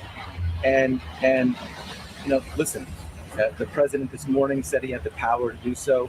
We hope he exercises that power in the right and just way. This comes in the aftermath of Trump's comments this morning, not only refusing to rule out the possibility of a pardon, but reasserting his right to issue one. Would you consider a pardon or a commutation for Ghislaine Maxwell if you It's something I haven't thought about. It's really something. It's something I'm allowed to do it, but it's something I have not thought about. But you wouldn't rule it out? I'm allowed to do it. Not that he wouldn't consider it because she's a depraved criminal who shielded her boyfriend from accountability while he was trafficking young girls, but rather reasserting his right to be able to do it. In other words, Maxwell wants a pardon. Trump is laying the groundwork to be able to give her a pardon, all because clearly Trump is trying to protect himself from any incriminating information that Maxwell might be able to offer. And of course, period. Let me see. Let's see how this coincide with the vote. Now, remember I played the vote to actually subpoena Maxwell, and the front part of the video where they actually put the motion on the floor wasn't there. I remember Gomez, I think his name is Gomez right here. He was arguing different issues, but the actual putting it on the floor was missing from the video. Now I have found the front part of the video where when they put the motion on the floor, Chip Roy, who chairs that committee, acted as if he didn't even hear the motion put on the floor and adjourned the session. And then with Parliament and procedures, he had to let there be a vote on bringing Maxwell in front of Congress. That's how it went. That's why the beginning of the meeting was missing. I'm going to play that for you as well. When they put the motion on the floor, he adjourned. Let me.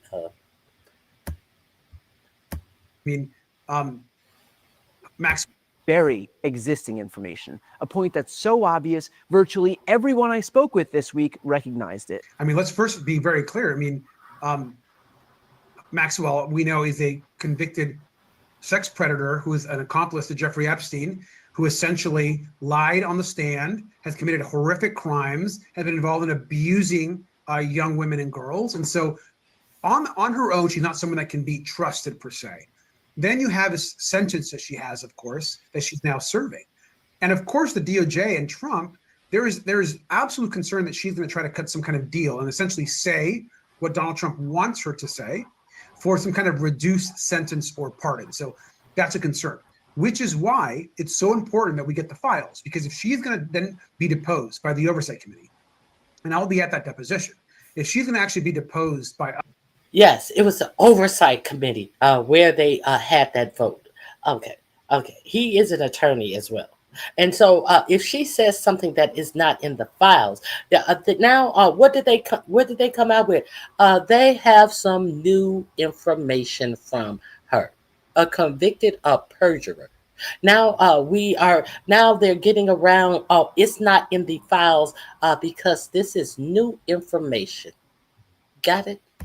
Us and the Republicans, both of us in that room, we're going to be able to hopefully corroborate whatever she is saying with actual documents. We just cannot take her word for it when she is now working with Trump's Department of Justice. So I think Donald Trump's trying to get a fast one here past us and thinking we're going to somehow just accept what she says as the truth. Absolutely not.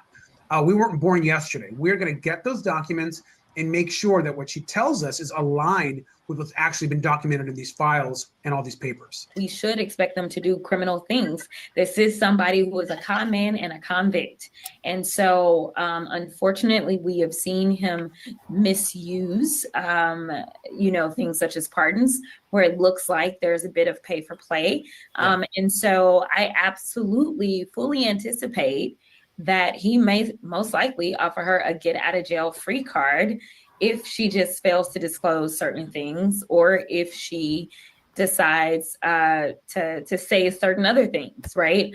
Okay, so the play, the fix is in. Now, this is Dan Bongino, the former FBI director who signed off on that lie that they tried to tell the FBI and Pam Bimbo and Cash Kaktai Patel tried to tell you that there was nothing else to see. But prior to him getting the deputy director position, this is what Bongino was saying. I gotta ask, no comment from Dan Bongino, Cash Patel?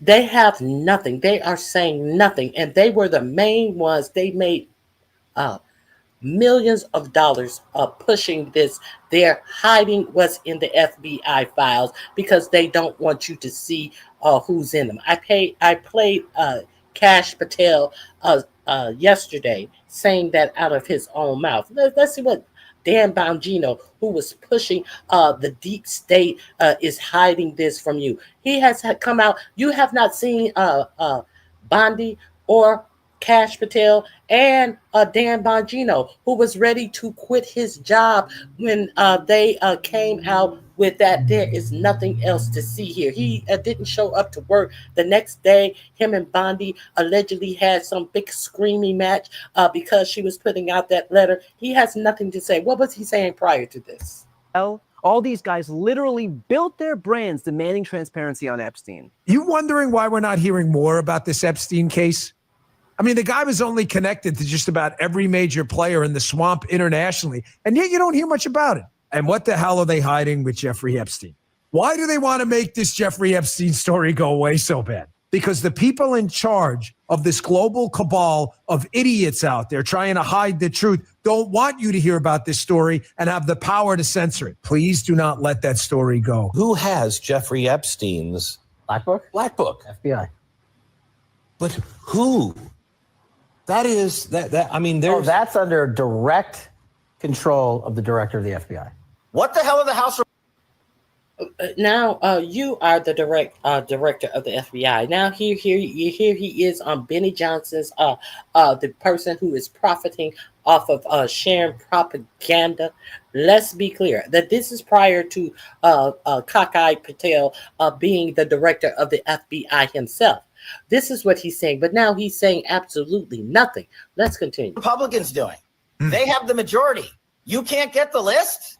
Put on your big boy pants and let us know who the pedophiles are. And yet now they're literally working for the guy who may pardon Epstein's criminal accomplice. I'm sorry, but what the fuck? All this time by these guys railing against the evil deep state, and yet they... Okay, let me see if there's any more clips I want to share with you. Go over and subscribe to Brian Tyler Cohen. You get, it's a whole lot of disjointed shit that they're reporting on day-to-day shit, and they are not questioning the real shit. That Maxwell will be given some kind of leniency, maybe even a pardon. What would that mean to you? I am concerned about that, and it would mean the complete crumbling of this justice system that should first and foremost stand for, fight for, and protect survivors. We all deserve a pathway to justice, and then we don't deserve to have it yet again robbed from us, because so much. This is one of the Epstein survivors. Has already been taken. It truly does seem, I should say, just an upside down world where you. So if they give a pardon, it would further show that these survivors and victims are of no importance to this administration and to this president. And wouldn't that be the whole point, that these young girls who were between the ages of 12 and 17 were unimportant to them? They were to be used however they chose to use these young girls. So that link is in my description box as well.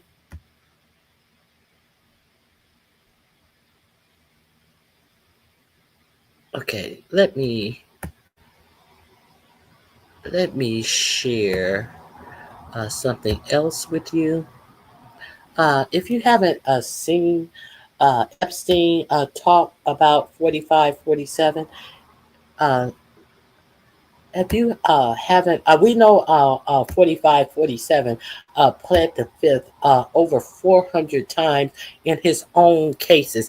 And what did 4547 say about pleading the fifth? If you plead the fifth, basically you are guilty. That's what 4547 said. Let's see.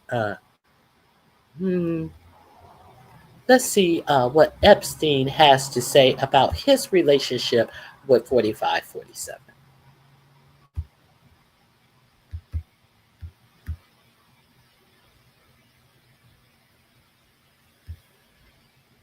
Have you ever socialized with Donald Trump in the presence of females under the age of 18?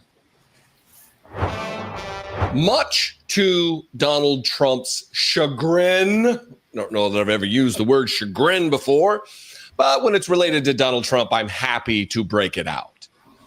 Much to Donald Trump's chagrin, this Jeffrey Epstein thing is just absolutely not going away, blowing up in his face. I got a lot of details that you should stick around for.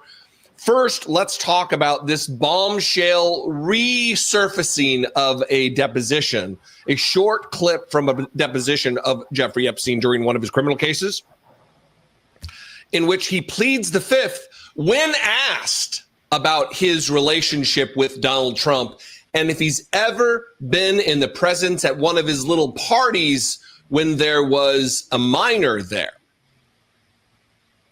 Seems like a question that you could be able to easily answer without incriminating yourself. correct? Before we get to that, though, let me remind you about Donald Trump's long-held opinion about people who plead the Fifth, who assert their Fifth Amendment right under the Constitution of the United States. So there are 5 people taking the Fifth Amendment, like you see on the mob, right? You see the mob takes the Fifth. If you're innocent, why are you taking the Fifth Amendment? If you're innocent, why are you taking the Fourth Amendment? Now, we know Donald Trump has taken the Fifth Amendment, asserted his rights under the Constitution of not self-incriminating hundreds of times in depositions. So we know that he has not moored to some true ideology or principle surrounding whether or not someone asserts their Fifth Amendment right. But it is nice to hear the man who's embroiled in all of this controversy say, if you're innocent, why are you asserting the Fifth Amendment of the Constitution? Why? Well, his best friend, as described by Jeffrey Epstein, of nearly 15 years, maybe longer, was in a deposition, and that's exactly what happened. The good thing here, the interesting thing here, the notable thing here is that the question was directly related to Jeffrey Epstein's gallivanting, his partying, his criminal proclivities toward children, and if it took place when Donald Trump was in his presence. Watch this. Efforts to shake the Epstein case have only increased scrutiny of their friendly relationship of more than a decade. Epstein was asked about it in a 2010 deposition in a civil suit. Have you ever had a personal relationship with Donald Trump? What do you mean by personal relationships? Have you socialized with him? Yes, sir. Yes? Yes, sir. Have you ever socialized with Donald Trump in the presence of females under the age of 18? Though I'd like to answer that question, at least today, I'm going to have to assert my 5th, 6th, and 14th Amendment rights, sir. I realized after rewatching the clip that I said this was in a criminal. I'd like to answer that question, but at least today, I'm going to have to plead the 5th. At least today. Like, there may be a day when I will answer that question.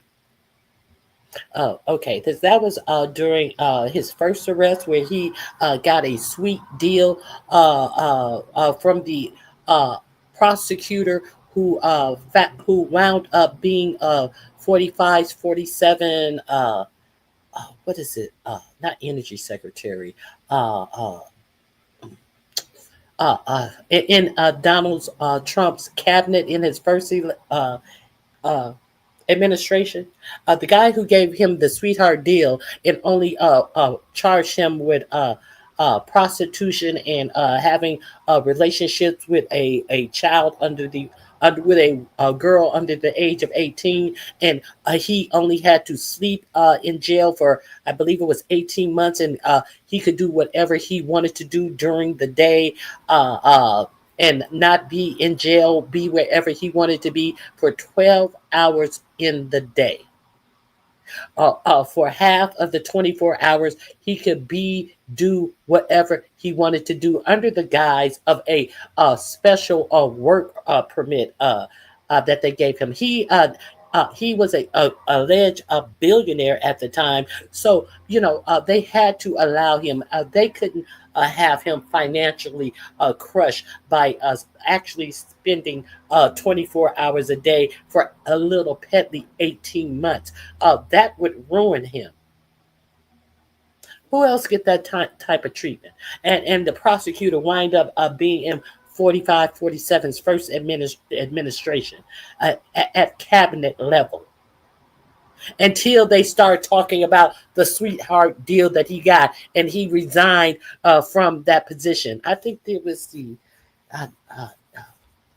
something to do with jobs. I can't remember. The secretary of, not the interior. It was something else.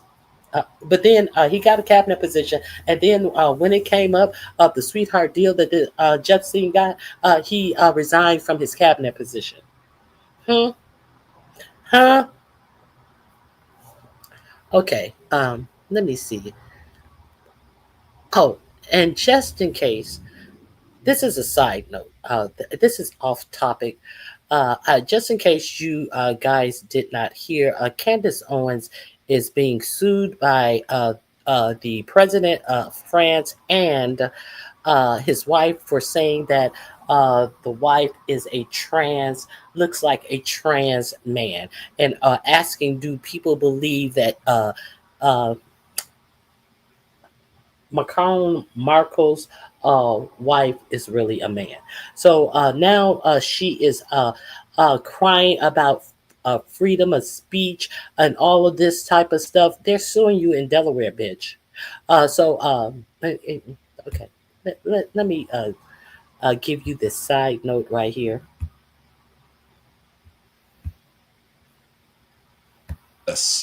Part of this is very dangerous because it continues the ongoing war against trans people, against trans kids. Sometimes good things happen to bad people. It appears as though the French president, Emmanuel Macron, is suing for defamation Candace Owens, who has been on a jag about Macron's wife being trans.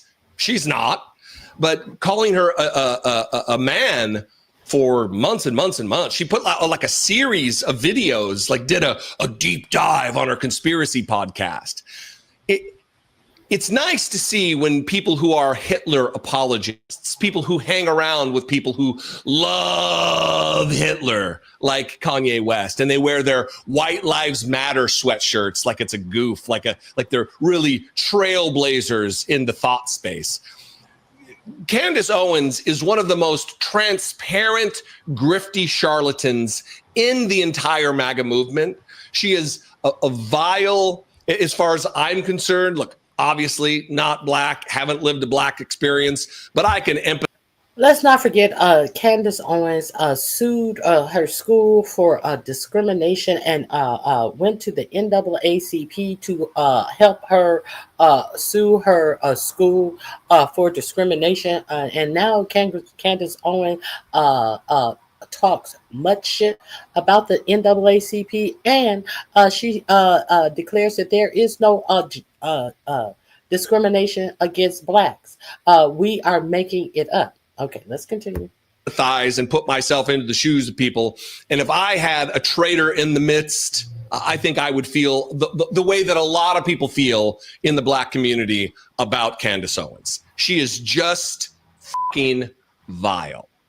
And now maybe there will be a little accountability. And the funny thing, when I read a little bit from this Washington Post article, is that she is making the claim that the foreign government is trying to take away her First Amendment rights, which is just a fundamental lack of understanding, just rank ignorance on the part of Candace Owens, because the First Amendment is that Congress shall make no law regarding abridging the freedom of speech. It's about Congress making a law, not about foreign governments. The foreign government has no... Do a deep dive into that, Candace. Do such a deep dive into that. She has already been barred. She was supposed to do a speech somewhere. I think it was in New Zealand, and they barred her from the country because of her hate speech. And the hate speech, I can't even remember what the hate speech was, because that's all she does is hate speech against her own people. I don't know what it was that got her barred. But not only is the president and the president's wife of France are suing her. A 200-page lawsuit with 50-something charges. Will you be able to huddle up to that white husband now, Candace Owens? Are you going to be able to live comfortably off of your salary that you were bringing in now, Candace Owens? Just on lies, propaganda and hate. Let's continue. Obligation whatsoever to protect your First Amendment right under the United States' Constitution, Candy. Anyway, here's the headline from the Washington Post. French President Macron sues right-wing podcaster Candace Owens. Owens disregarded 3 retraction requests after making defamatory allegations, according to the lawsuit. French President Emmanuel Macron and his wife filed a defamation lawsuit Wednesday against Candace Owens over the far-right commentator's repeated allegations that First Lady Brigitte Macron was born a man. The lawsuit, filed in Delaware, alleges that Owens ignored the Macron's attempts to set the record straight in favor of mocking them and retaliated when they requested a retraction. Part of this... Oh, I get what she's doing. She's trying to be the new Tasha K. Okay. Part of this is funny. Part of this is just run-of-the-mill nonsense from Republicans who make wild allegations. They build wild conspiracy theories. Okay, so I just wanted to let you see that. Let's continue. Hey, the Bushes. Thank you for showing up out of the car. They really think that they're doing the right thing. That's wild. Allowed to do it. Okay. Okay. A different one. The other one, they took it out. Yeah, that was a different one. I see what you're saying. I'm getting what you're saying, State of Being. The one who unalived herself. What was her name? I'll think of her name. I get what you're saying now. Okay, so there's that about the Candace Owens. That was on the same video clip. Now let me share something else with you.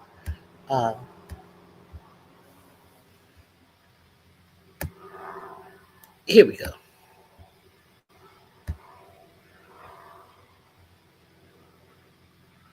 Trump's hidden pardon plot.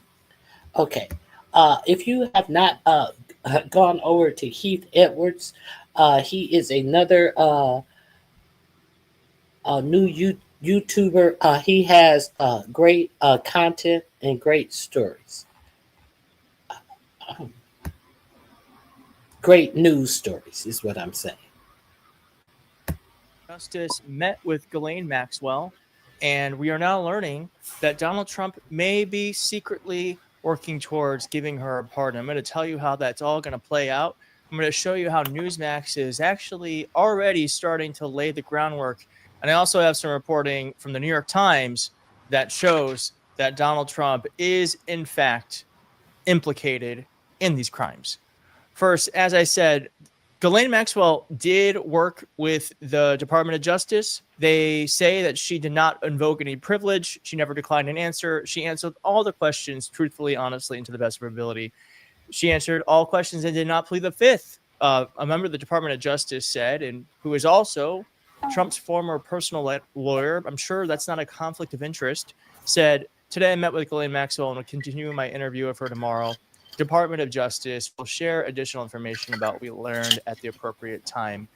I am sure that's exactly what is going to happen. It's just going to be all on the up. They're going to share what they have learned when they have all of the Epstein's files unredacted at their disposal.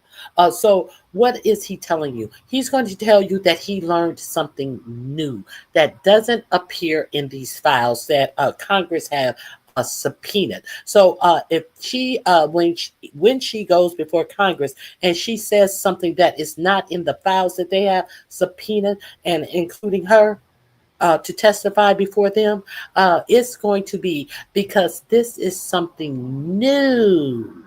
Understand? It's going to be all on the up and up. Now, I just want to change gears here for a second. In his first term, Trump's DOJ secretly seized metadata from journalists. Okay, this is a commercial. DHS and local location hidden. Surfshark.com/ protect yourself before it's too late. Go to surfshark.com/Keith Edwards and use. Donald Trump may very well offer what is called a hidden pardon deal with Ghislaine Maxwell. So here's a bit of that. First off, here's how one former state attorney general pointed out how backwards this all is. extremely extraordinary. I can't overstate it, Brianna. It's as if the #2 executive at CNN was conducting this interview with me instead of you. Like, what? It never happens. Also, he's not going to be knowledgeable about this case like the line prosecutors who actually handled her case, like Maureen Comey, but she was fired. But there are others who could do this, which makes me believe this is a lot about perhaps some politics involved, like maybe to protect the president, to get a deal with Ghislaine Maxwell that she would get some immunity now and maybe a hidden part in the future, some sort of implication that she would be pardoned in the future if she comes out and says that the president is exonerated, was not involved in any criminal activity. And by the way, there's no evidence that Trump was involved with any criminal activity, but his name appears in the files. His name was... Now, his name appears in the file, but just because his name appears in the file doesn't mean that he has done anything wrong. But is he acting as if he has done nothing wrong? Because he denied his names being in the file. His attorney general denied that there was anything else to see there. And when it came out that he had been notified in May of this year that his name was in the file, and asked about if he had been notified of his name being in the file, he still lied and said that Bimbo had not alerted him about him being in the files. So we're supposed to act as if the AG and is operating separate from the executive branch when we know they are not. We know that she is taking every marching order from 45-47, and they are all out here doing horrible lies. But let's continue. On that birthday card, and Trump. Now, this is not just someone's talking. This is someone who used to work for the Justice Department himself. Criminal activity, but his name appears in the files. His name was on that birthday card, and Trump doesn't want to be anywhere near the smoke. That's why he's sending his trusted former defense lawyer, the #2 person of the Department of Justice, to go see Ghislaine Maxwell herself. And Will, you write Trump's allies in the media are kind of warming up to this idea of aligning themselves with Maxwell. And that is something previously really unthinkable. Walk us through what you're seeing. I mean, this is, as you said, it's so hard to imagine. Well, I showed you what they were saying. I showed you this clip from the Newsmax guy saying Maxwell is a victim. Who allowed the most horrific crimes imaginable to young children, young girls. She allowed this to happen. She's the reason why it happened. And here's how Newsmax is now framing her. And she's also been subpoenaed by the Oversight Committee. I think this is great. I do have a feeling that she just might be a victim. She just might be. There was a rush to judgment. There was a lot of chaos there for a while. The only rush there was a rush for the Attorney General's office to talk to her before the subpoena that the Congress was able and Congress were able to talk to her. That was the only rush. The rush to talk to her before she talked to Congress. Bitch, bye. Let me see what these. Let me see what they're talking about here. Hold on. I apologize. Tell you more about it. Extremely disturbing crimes. This was not a crime of passion. It was well thought out, premeditated ways of enticing and cajoling young women into a web which they were then unable to get themselves out of. Absolutely. And the way that she openly bragged to people about Jeffrey's 24-hour erections and his need for multiple orgasms per day, 3 per day, and that she was out there, she would get in her car. Maria Farmer, I spoke to yesterday, and she was recalling to me how she would get in. Oh, get in her car and ride around schools and places where teens would gather. And Maria Farmer, the one I played for you earlier, guess who else she said used to ride around in that car with Jeline. And Jeline would see girls out there at the ice cream truck and things, but wouldn't get out of the car. Uh, uh, this farmer lady has alleged that Ivana Trump would go on those rides with them. Ivanka, not Ivana, Ivanka, the daughter, would be in the car with Jeline as well. Okay, this is not what I'm saying. This is what the farmer lady who I played for you earlier, who talked about their car escapades. Let's The continue. car with Ghislaine Maxwell. Ghislaine had this cute little Yorkshire Terrier, Max, right? It makes sense, right? And they would drive around and they would see beautiful girls and they would say to them, "You're so gorgeous. You need to be a Victoria's Secret model." I mean, who's not going to be enchanted by that?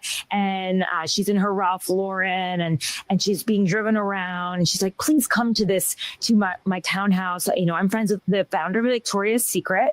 But before that, in the morning, Maria remembers her screaming, "I need to get the nubiles. I need to get the nubiles." I mean, this was a thing that she did every single day. This was what she picked up Virginia Roberts Giuffre on the property at Mar-a-Lago.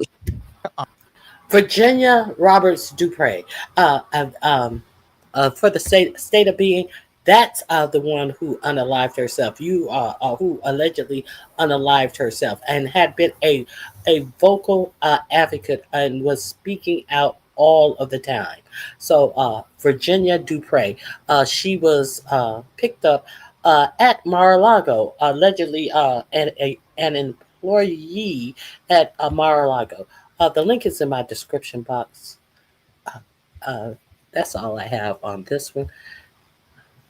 Okay, so let me share a little bit more. I want you to understand what the judge who sentenced her had to say about Ghislaine Maxwell. It's not about all of this propaganda that they're now trying to make it seem like, oh, she wasn't so bad. She could have been a victim herself. Let me see. Yeah, here it is. GOP is in panic mode. Katie Fan. If you're not subscribed to Katie Fan, go over there and check her out. It's just the facts. Let's hear what she has to say about the judge comments in Ghislaine's trial. The proof that was elicited during the trial of Ghislaine Maxwell, and it details the sexual abuse, and it's graphic and it's horrible. It details the sexual abuse of not only Virginia Roberts and Annie Farmer, but other young girls. And it explains why certain enhancements were being sought by the federal government against Maxwell for her role in this sex trafficking ring. But the thing I want to focus on for purposes of this Blanche meeting is the following.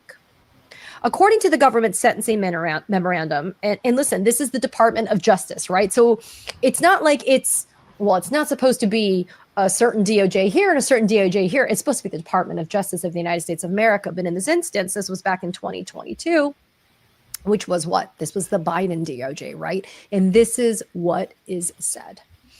It says here, moreover, the record at sentencing makes clear that Ghislaine Maxwell, the defendant, has engaged in a significant pattern of dishonest conduct, which speaks volumes about her character. The defendant's record includes the following. In 2016, the defendant testified under oath in a civil deposition in connection with a lawsuit brought by Virginia Roberts and lied repeatedly during her testimony.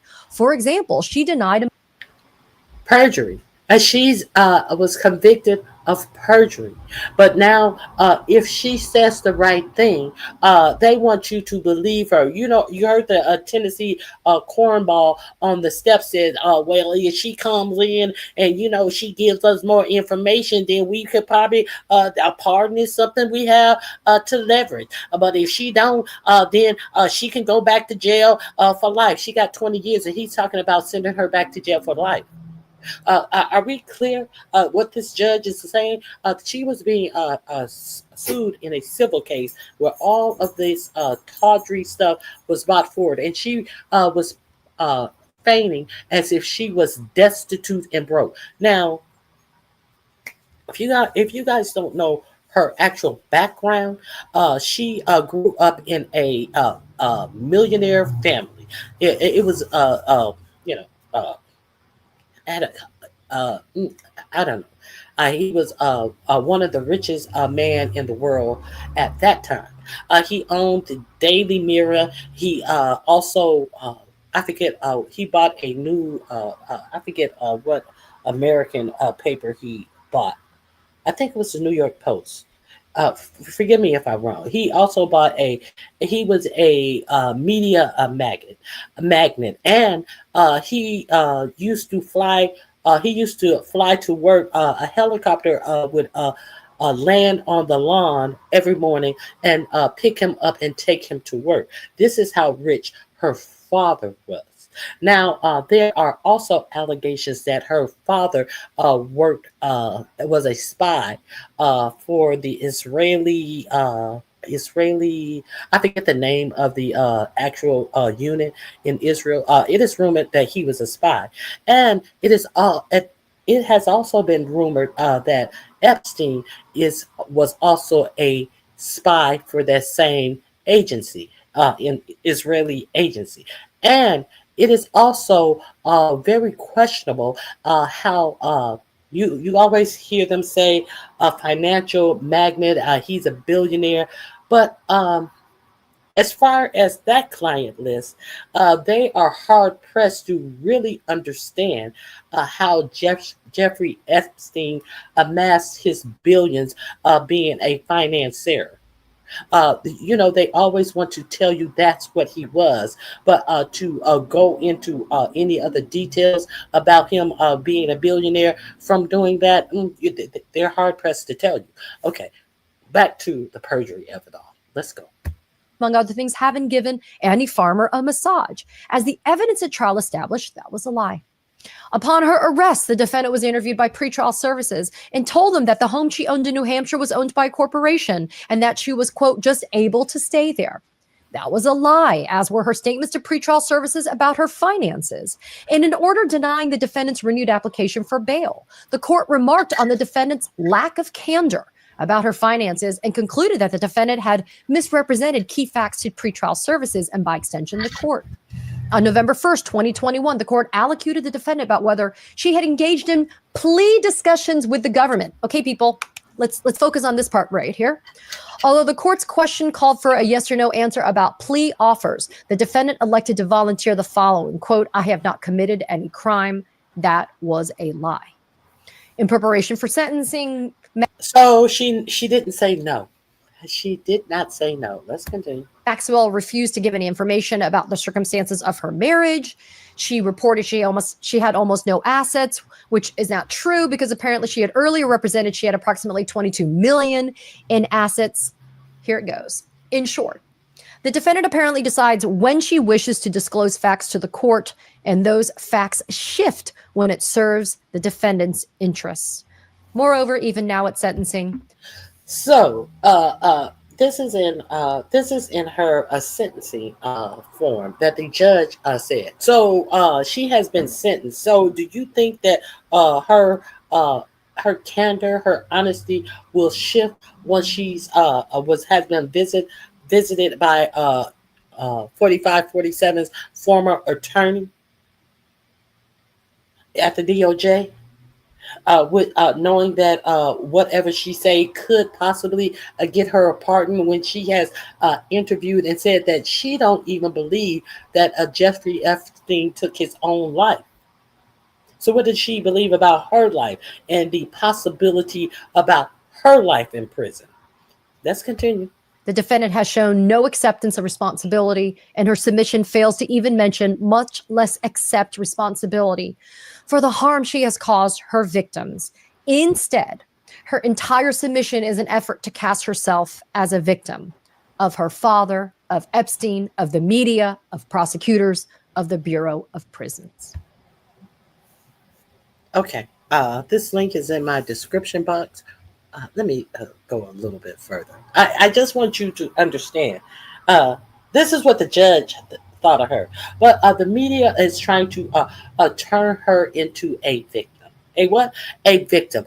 She cast herself as a victim of her father, of Epstein, of the media, of prosecutors, of the Bureau of Prisons, and the media is trying to help turn her into a victim to the MAGA sycophants who don't know no better. Folks, I wanted to read that to you because I wanted to make sure that we understood A, what's at stake today with this meeting between Blanche and Maxwell, and B, why anything that is being said by Maxwell is going to have to be cast under serious doubt. When push comes to shove, as the government has alleged, Maxwell will say what she needs to say to protect her own self-interest. And a woman who is Okay, so go over there and check out Katie Fang. She has Gomez on there again. I do want to share. Let me see. I shared that. I shared that. Okay, I do want to share the beginning of that meeting. Not the meeting. I want to share the beginning of that committee vote to have Maxwell appear before Congress. Like I said, the start of the actual when they actually put it on the floor for a vote, it was missing. So let me go and show you how that started. Let me show you how they started that vote and how Chip Roy of Texas tried to. Let me see. Okay, hold on.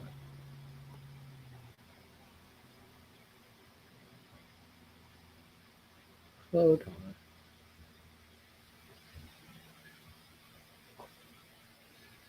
on. He tried to stop the vote that wound up passing. Is in my description box. Uh, I want you. No, it wasn't Chip Roy. It was Clay Higgins. I apologize to Clay Higgins. He is over that oversight committee that voted in that they want all the transcripts and that they want Ghislaine Maxwell to testify. He tried to shelf that vote. We know that Mike Johnson shelved the vote by taking an early recess when the Congress is out of session all of August. This is the watch list. TYT Stooge, Trump stooge tries to stall Epstein votes and fail miserably. If you go, I may. I may pull it up. I just want you to see how this vote started. Higgins, Republican House member from Louisiana, was chairing this hearing, and he was asked for them to have a vote on subpoenaing the Epstein files, and he wasn't ready for it. Document into the record listing the members of this committee and their individual calls to release the Epstein files. The subcommittee stands in recess, subject to the call of the chair. Point of order. Notice he is the chair. Now he is the chair. He what did he do? He called for to adjourn, and this is on the floor, and Gomez is actually talking about the motion of the black woman who I showed yesterday. I forget her name. She was the one, Kim someone. She was the one who put the motion on the floor, and he adjourned and act as if they hadn't put a motion on the floor or hadn't said anything. Let's review this. into the record listing the members of this committee and their He wanted to add something to the record of the motion that had already been put on the floor, and this is the answer. individual calls to release the Epstein files. The subcommittee stands in recess, subject to the call of the chair. Point of order. Are we not We're in going to take the recess. vote? We're in recess. That was a previous order. Yeah.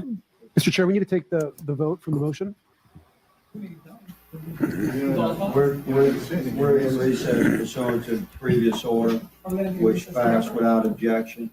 We're in recess, and we will move to those votes. But sorry, this is out of order conversation. I'm just being polite.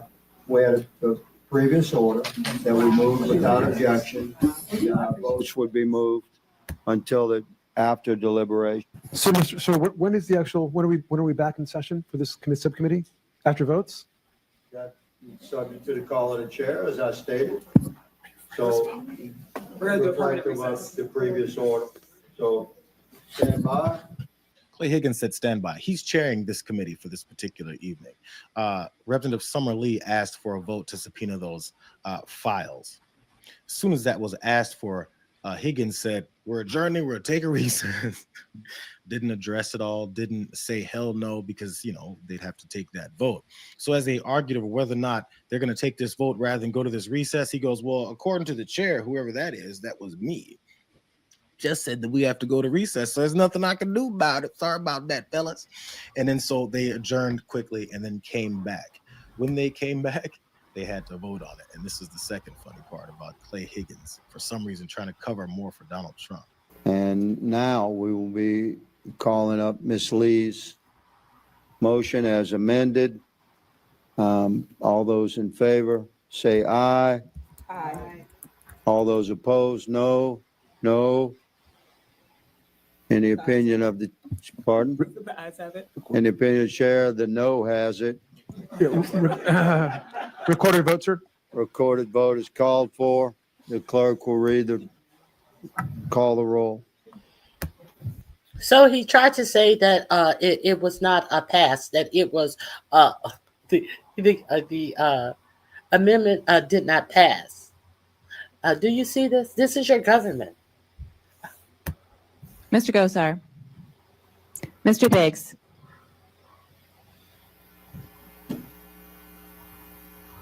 Ms. Mace. Ms. Mace votes aye. Mr. Perry. Mr. Perry votes aye. Ms. Boebert. Mr. Jack. Aye. Mr. Jack votes aye. Ms. Lee. Ms. Lee votes yes. Mr. Bell. Aye. Mr. Bell votes aye. Ms. Simon. Ms. Simon votes aye. Ms. Presley. Ms. Presley votes aye. Mr. Garcia. Aye. Mr. Garcia votes aye. Mr. Chairman. Mr. Chairman votes no. Mr. Biggs is not recorded. Mr. Biggs votes nay. Mr. Chairman, on this vote, the ayes are 8, the nays are 2. The subcommittee. But he tried to say that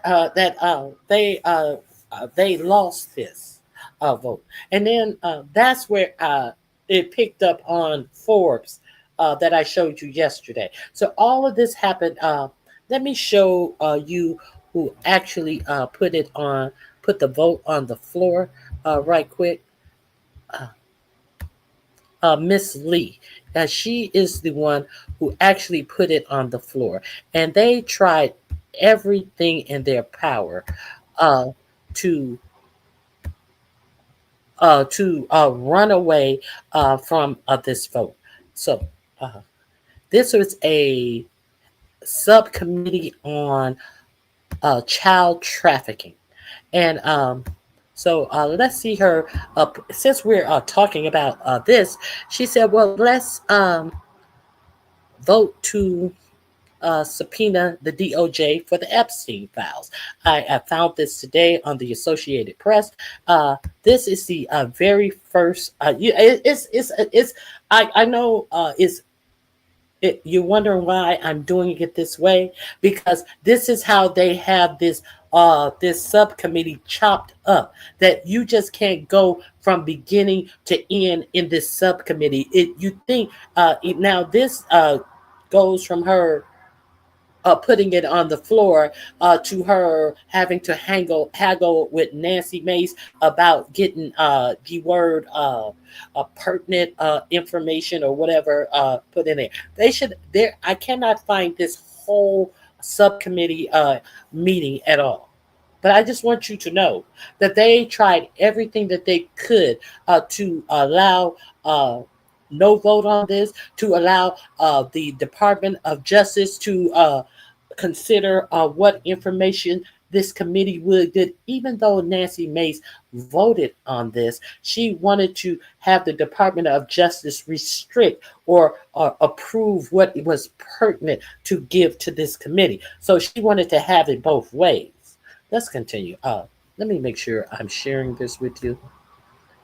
Let's watch the news together. Sometimes you got to put the news together.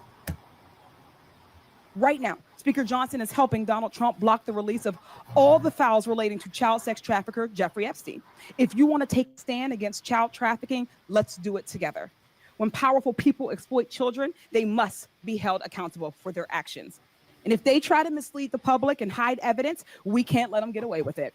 So we can't allow individuals, especially those at the highest level of our government, to protect child sex traffickers. So today, that's why I will be offering a motion to subpoena the Department of Justice to release the Epstein files. Numerous members of this committee and this subcommittee have called for answers and transparency. So let's do something about it. How do you traffic 1,000? Okay, so you saw it pan over and they just stop what happened afterward. What happened afterwards was that's when Gomez said that he wanted to put an amendment in to put down all the people who were in the committee. And then you saw that whatever his name is, gaggle the meeting closed while this was on the floor. And then they had to come back and vote on it anyway. And when they voted on it, he tried to pretend like they lost the vote. So this is how you gotta when you think that they are not being underhanded, they are being underhanded. Her father was stealing from her. Exactly, the Bushes. Ghislaine Maxwell father stole all of the retirement money from the pensions of the people who work for him. Let me show you who Ghislaine Maxwell father was. Since we're on that, thank you, the Bushes. I meant to play this. Someone sent this to me. I think it was K Fit who sent this to me. I appreciate you, K Fit, for sending this to me. I want to share this with you. This came off of the Real DL Hughley page. Let's take a look at who Ghislaine Maxwell is and who she comes from. There's no sound, I believe, on this. You'll just have to read along. Let me share this with you.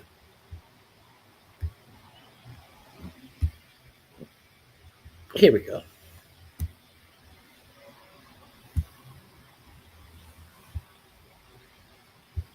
Oh, there is sound.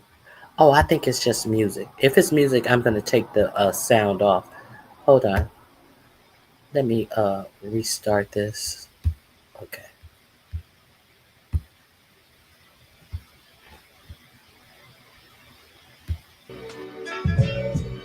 Oh, I can't play the music. It's Whitney Houston.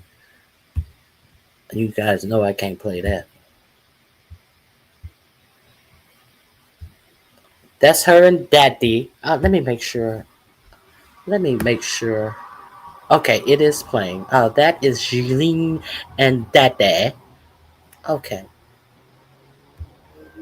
Robert Maxwell. That's him on his way to work, and his on his front lawn with a helicopter came to pick him up every day. A magnet, a media magnet, communication magnet. He was owner of the Daily Mirror. Maxwell buys the Mirror.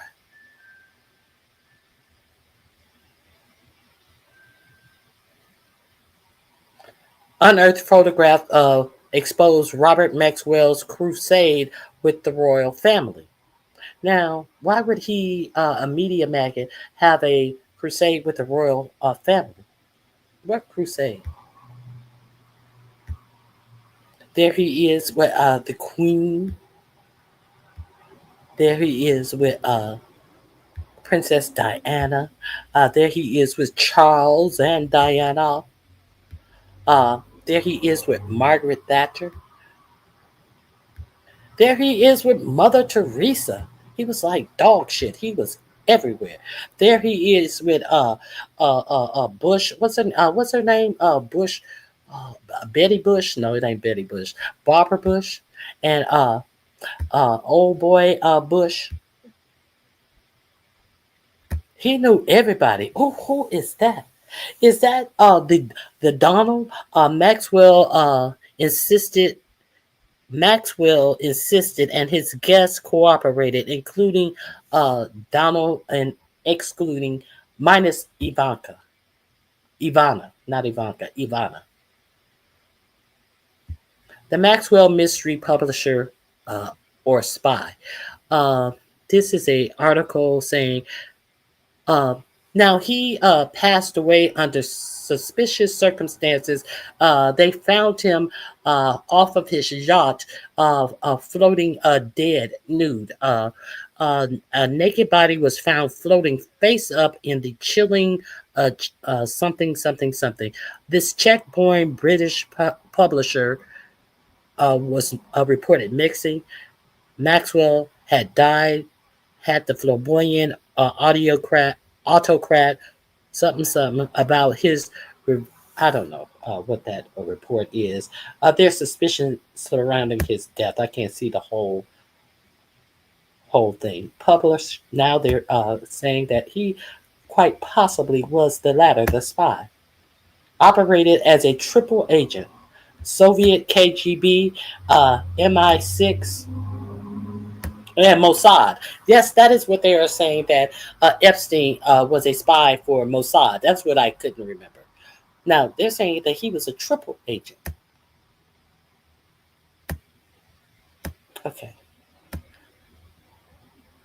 Ties to the Promise scandal. I don't know what that is. The PROMIS scandal. What is that? Maybe we're going to find out. Promise was a case management software. Isn't it odd that they always have this software, kind of like Elon Musk, kind of like the Peter Thiel, all of this software.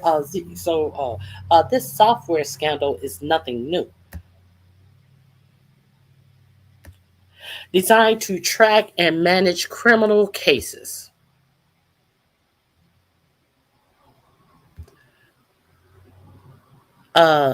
Distributed a bugged Israeli version of the Promise software.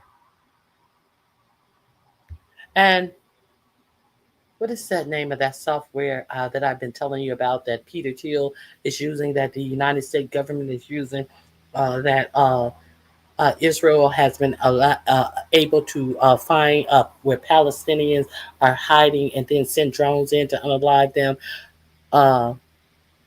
Now, he sent a fake one to Israelis, to a plethora of national governments. Now, we do understand that, what is the name of that? Peter Thiel's. We do understand that he is selling his, and this is all for defense, to a whole lot of different nations as well. What is it? I'll think of it in a minute.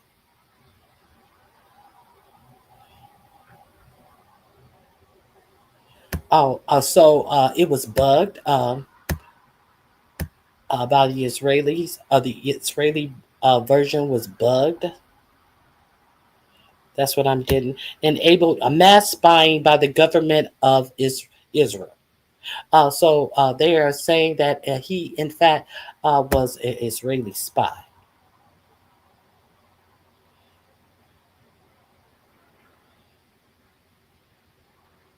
Millions are missing from the Mirror. Uh, all of the people who worked for the Mirror allegedly lost their pensions because, oh, I can't find it. I don't know what happened. Maxwell, 526 million is missing from his firms. What happened to the money?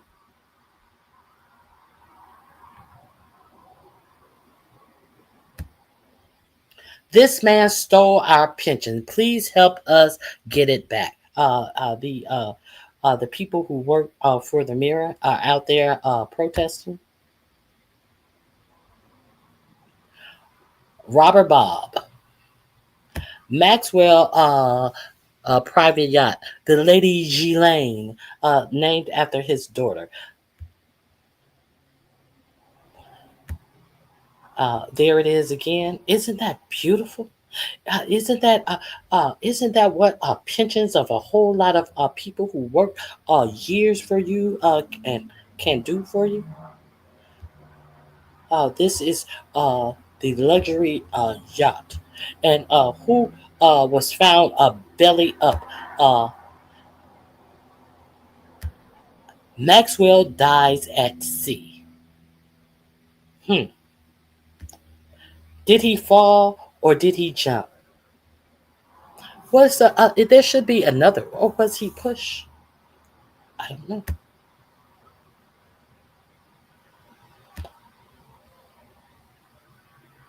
Did he fall, or was there something more sinister?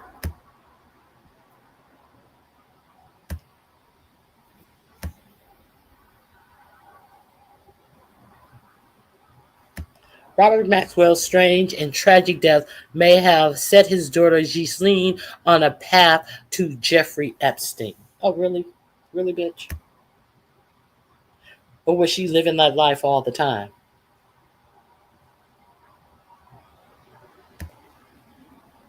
The connection between Jeffrey Epstein and Giselle is widely believed to have originated through her father, Robert Maxwell.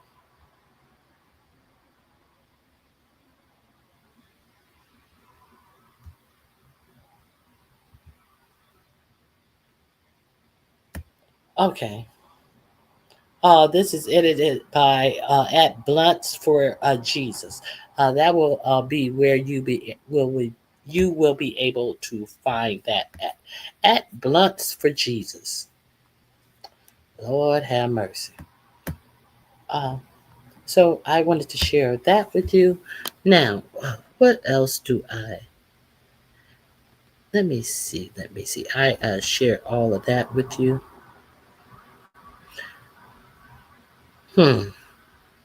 I really want to get to this though.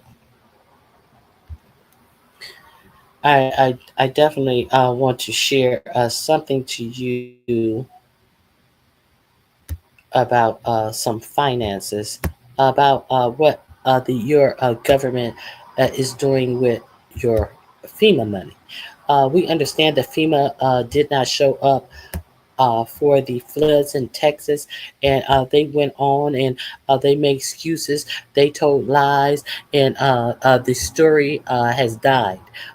Like unnecessarily, a whole lot of people, including droves and droves of children. Okay. So let me share uh, this with you first. I want to be sure that you guys are aware of this before I leave you on today. There are a couple of more links in my description box, but I am going to. You can check them out at your leisure. FEMA to send states 608 million to build migrant detention centers. This is coming from the FEMA money. You know the money where the agency where they have cut employers and employees, not employers, employees to better service the nation when we have natural disasters.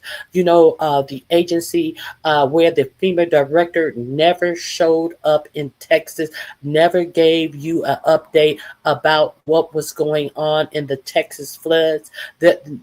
Christine Nome was the lying mouth piece that came out here after the Texas flood.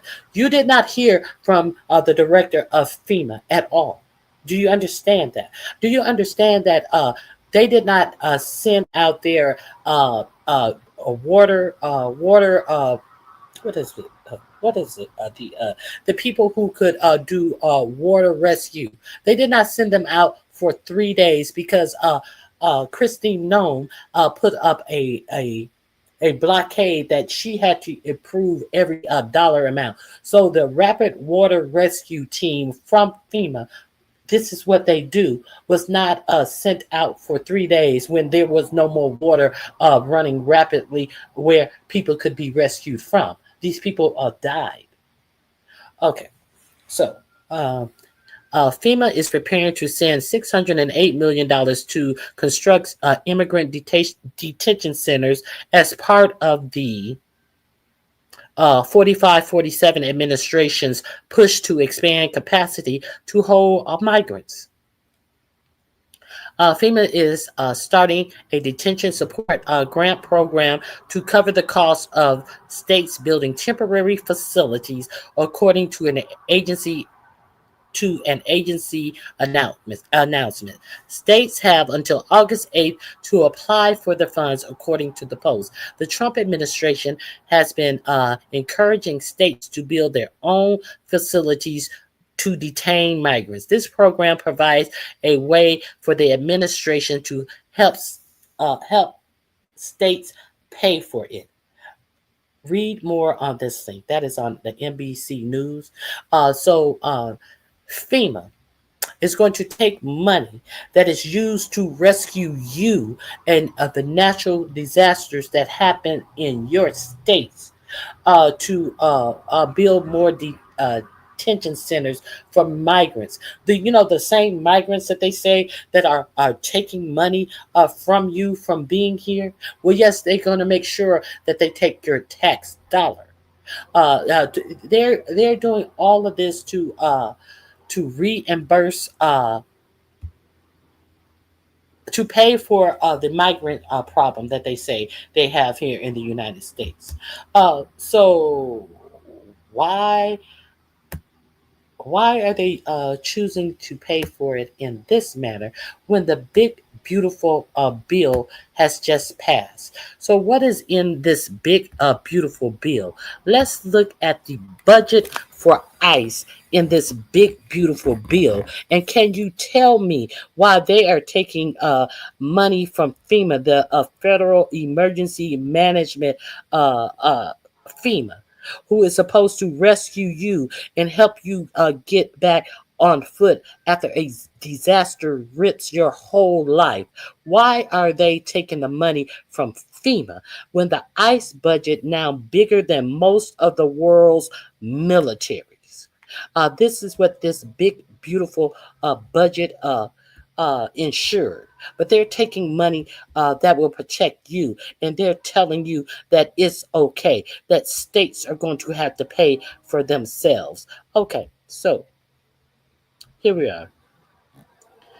The Senate has passed a bill making Immigration and Custom Enforcement, ICE, the United States' largest interior law enforcement agency, with funding for 4547's immigration enforcement agenda higher than most of the world's military, including Israel's. Pending its passage in the House of Representatives, the bill could mean a massive increase in ICE funding as part of an immigration enforcement agenda worth $150 billion over 4 years. ICE budget set to skyrocket if it did pass by Congress. 4547 1,000-page bill could reshape the U.S. immigration system with a significant increase in funding for expanding law enforcement and detention networks while increasing the cost of, of legally immigrating to the U.S. What's to know? A revised version of 4547 bill was narrowly voted through the Senate on Tuesday. Well, we know it has been voted through. So we here is a chart. ICE funding. ICE funding versus world top defense budgets. So who has the hugest defense budget? It's not China. Their defense budget is only 266.9 billion. Why is the United States defense budget 895 billion? And we have alleged drunk head theft over this said budget. It's my opinion to steal money. That's just my opinion. Now, these are the defense budgets. So we are going to see where ICE's budget, which is 37.5 billion, lines up with these nations. It's more than Italy, it's more than Israel, it's more than the Netherlands, it's more than Brazil, it's more than Sweden's whole defense budgets. And they're still stealing money from FEMA. Do you understand what this administration is up to? Do you understand? Did you understand that this administration has withheld a lot of things that have been allotted through Congress, and they have not dispersed the money, such like I think it was something like 900 million from the Department of Education alone. They refused to disperse to who? To the states who they say that are in charge of educating your students, but they refuse to give up the allocated money to any states. Where's this money going? Are we? Is anybody talking about where money is going? See, because all of this deflection, these are some of the things that are being deflected from. I just wanted to share that with you. Let me see. What else? What else? What else? Let me see. Candace Owens. Oh, we got to see him get fact checked to his face. I'm going to. That's going to be my last link where 4547. You know, Jerome Powell. He said he doesn't know who would even put Jerome Powell into office. When in fact he was the one who put Jerome Powell in office as the Fed chair. Now he is angry that Jerome Powell will not reduce the deficit. I'm not the reduce interest rates to 1%. And statistically, when the interest rates are that low, that means that they are trying to make up for an economy that is in a horrible recession. So he's telling you, without telling you, he's telling you that everything's going well. But he's mad at Jerome Powell because he won't put the interest rate down to 1%. So let's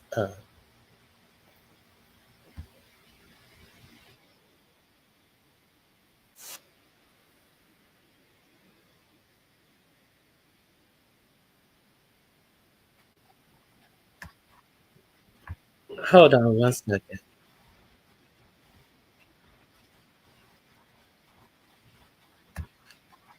I apologize.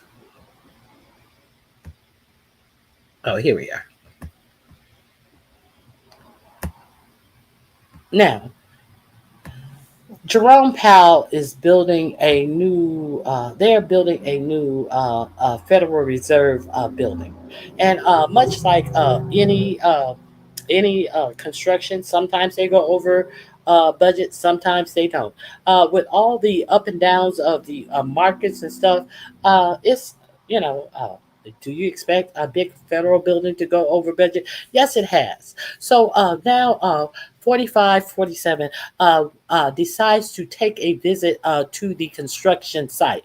He's big in construction. He wants to find out what the hell is going on, that the Federal Reserve building is over budget. And then you have this buffoon. What is this? What is this dude's name? Oh my God! You have this buffoon from North Carolina. Oh God! Tim Scott. There, yes, sir, man. Sure is. Where's Eyes money? Yeah, it's going over budget, master. There, applauding and amening what 4547 is saying to the Fed chair. The Fed chair that he thinks that should retire. He's going to get rid of him. He's going to fire him. He has no authority to fire the Fed chair unless it is for cause. So they're wondering if they're trying to make this a cause to fire the Fed chair. But I want you to watch this display from this bumbling liar who tries to tell you that the construction is over budget, over $1.2 billion. Billion, not millions. He's going to try to tell you this. Let's watch this buffoon get fact checked very quickly, very simply by the Fed chair. Let's go to this.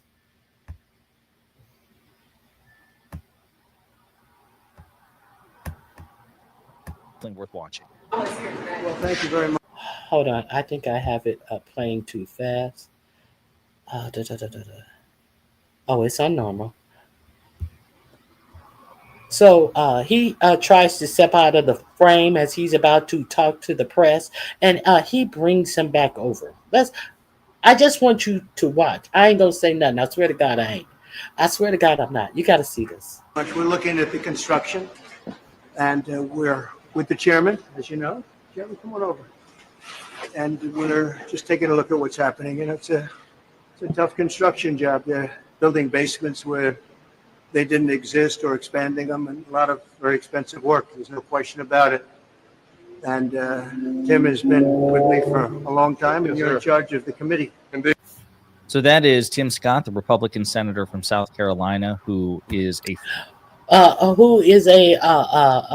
fanatic who told you all of this good shit about 4547, who licked all up and through his anus during the presidential race, who got zero cabinet position to show for it. That's who that is. Who even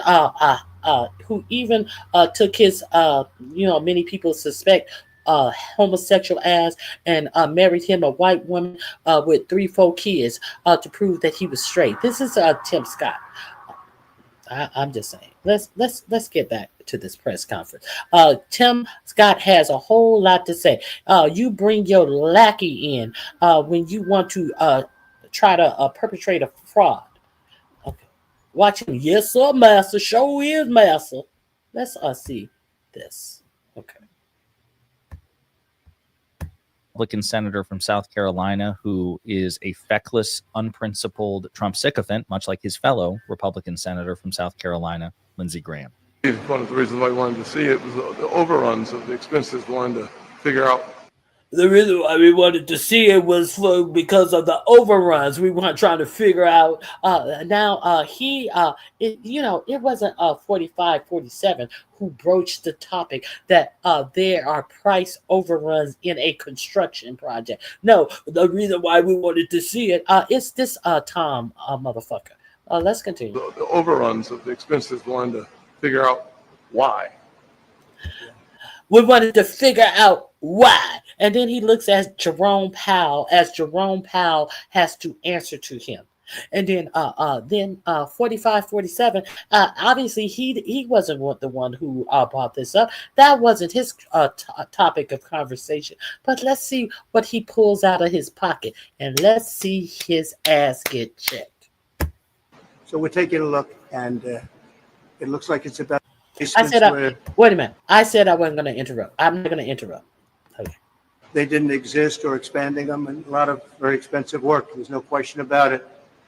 And Tim has been with me for a long time, and Yes, you're in sir. charge of the committee. So that is Tim Scott, the Republican senator from South Carolina, who is a feckless, unprincipled Trump sycophant, much like his fellow Republican senator from South Carolina, Lindsey Graham. One of the reasons why I wanted to see it was the overruns of the expenses. Wanted to figure out why. So we're taking a look, and it looks like it's about 3.1 billion. It went up a little bit, or a lot. So the 2.7 is now 3.1. I'm not aware of that. Yeah, it just came out. Yeah, I don't. The 2.7 is now 3.1. So that's you're saying it went over that much. In the bushes, I know you're an accountant. Add that up. How much is that overrun? And he said I wasn't. Jerome Powell said I wasn't aware of that. And he pull out. Well, you not. Let me make you aware. Pull out. That's. I'm not going to interrupt anymore. I haven't heard that from anybody from Fed. Yeah, it just came out. Arno set it up. I haven't heard that from anybody. Yeah, it just came out. It just came out. And he gives him the paperwork. And watch the person who is over the Fed chair correct this bumbling idiot who likes to lie about the prices of things, as if the prices of the higher the tariff is going to put money in your pocket and not tell you that you are paying the prices of these tariffs. So let's see how this works out. Yeah, it just came out. 3.1 as well. 3.1, 3.2. This came from us. This 3.1, 3.2. Tim Scott put another million on it. 3.1, 3.2 billion. It's over. And Jerome Powell said this came from us, and put his glasses on real quick, and let's see what happens. Yes. I don't know who does that. You're including the Martin renovation. You just added. Entire capital. Yeah, you just added in a third building. Is what that is. That's a third building. You're including on the Martin renovation. That is a third building. And then someone off to the left tried to say, well, it's all included because it's part of the Fed chair. And then 45, 47 is trying to try to say, yeah. Well, no, but it's a building that's being built. No, it was built 5. It's a building that's being built.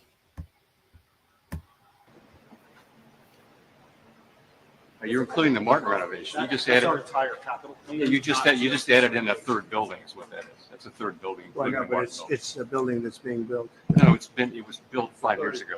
We finished Martin 5 years ago. So they tried to add a building on to say that he had a price overrun. And well, you still it's a building. You're still building on a building that was built 5 years ago. Okay, so I just wanted to let you know why it is important that he has no oversight to actually fire the Fed chair. And it seems like, hey, Madison, it seems like he is looking for a cause that he must have to fire the Fed chair, and he is a feckless idiot. That's all I wanted to share with you guys today. Now, that's all I have. That's all I have. I said all I had to say in the beginning. I hope you guys enjoyed the weekend. I hope you guys have a fabulous weekend. I'm sorry I came on so late, but I had to come on because I know 24 hours, you look at how things have changed. God knows in 2 days it's going to be Ghislaine Maxwell is going to be somewhere at a spa sitting up eating bonbons and shit as quick as these stories are changing.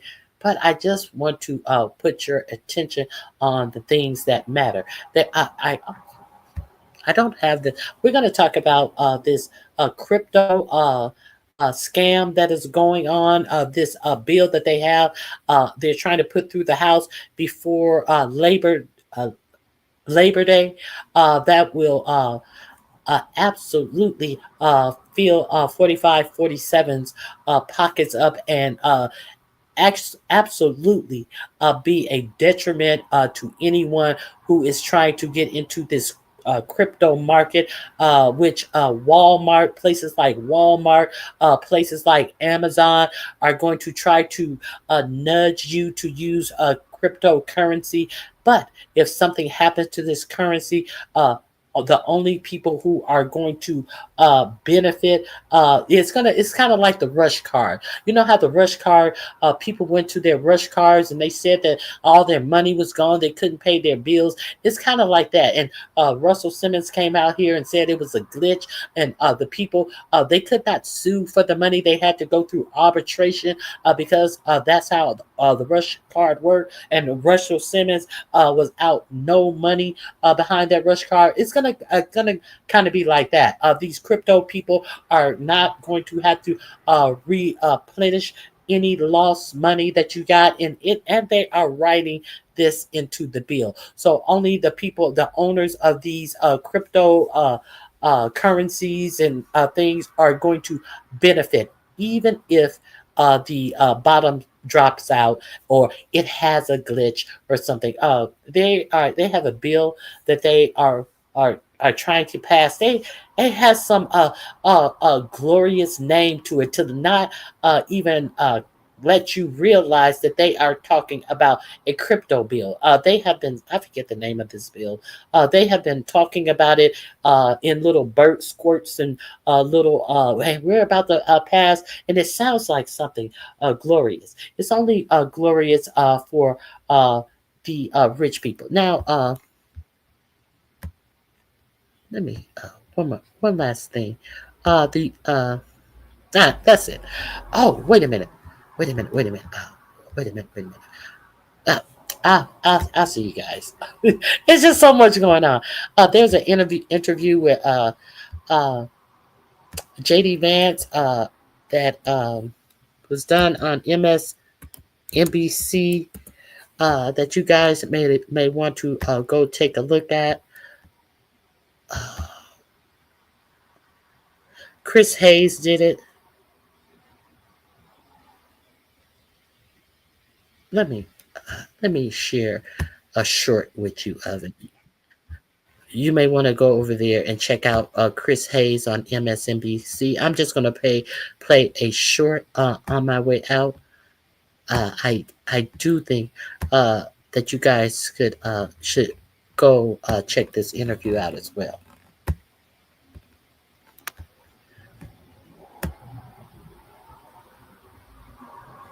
Oh my goodness. Hold on.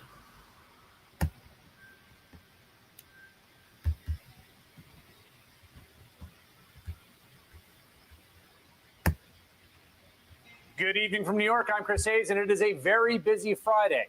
NBC News has learned that Donald Trump's Justice Department offered Jeffrey Epstein's accomplice, Ghislaine Maxwell, limited immunity during her conversations with Deputy Attorney General Todd Blanche.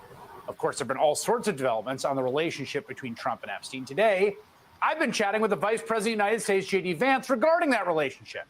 Things got a little newsy, and those details are ahead. It all started last week when the Wall Street Journal... Well, let's get to that. Let's get a little newsy. Why don't we?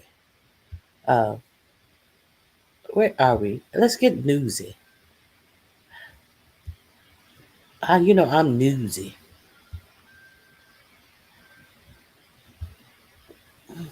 All this is the pretext to, I want to see the J.D. Vance conversation. Hold on. Let me go back. I don't see it. Let me do the shorts.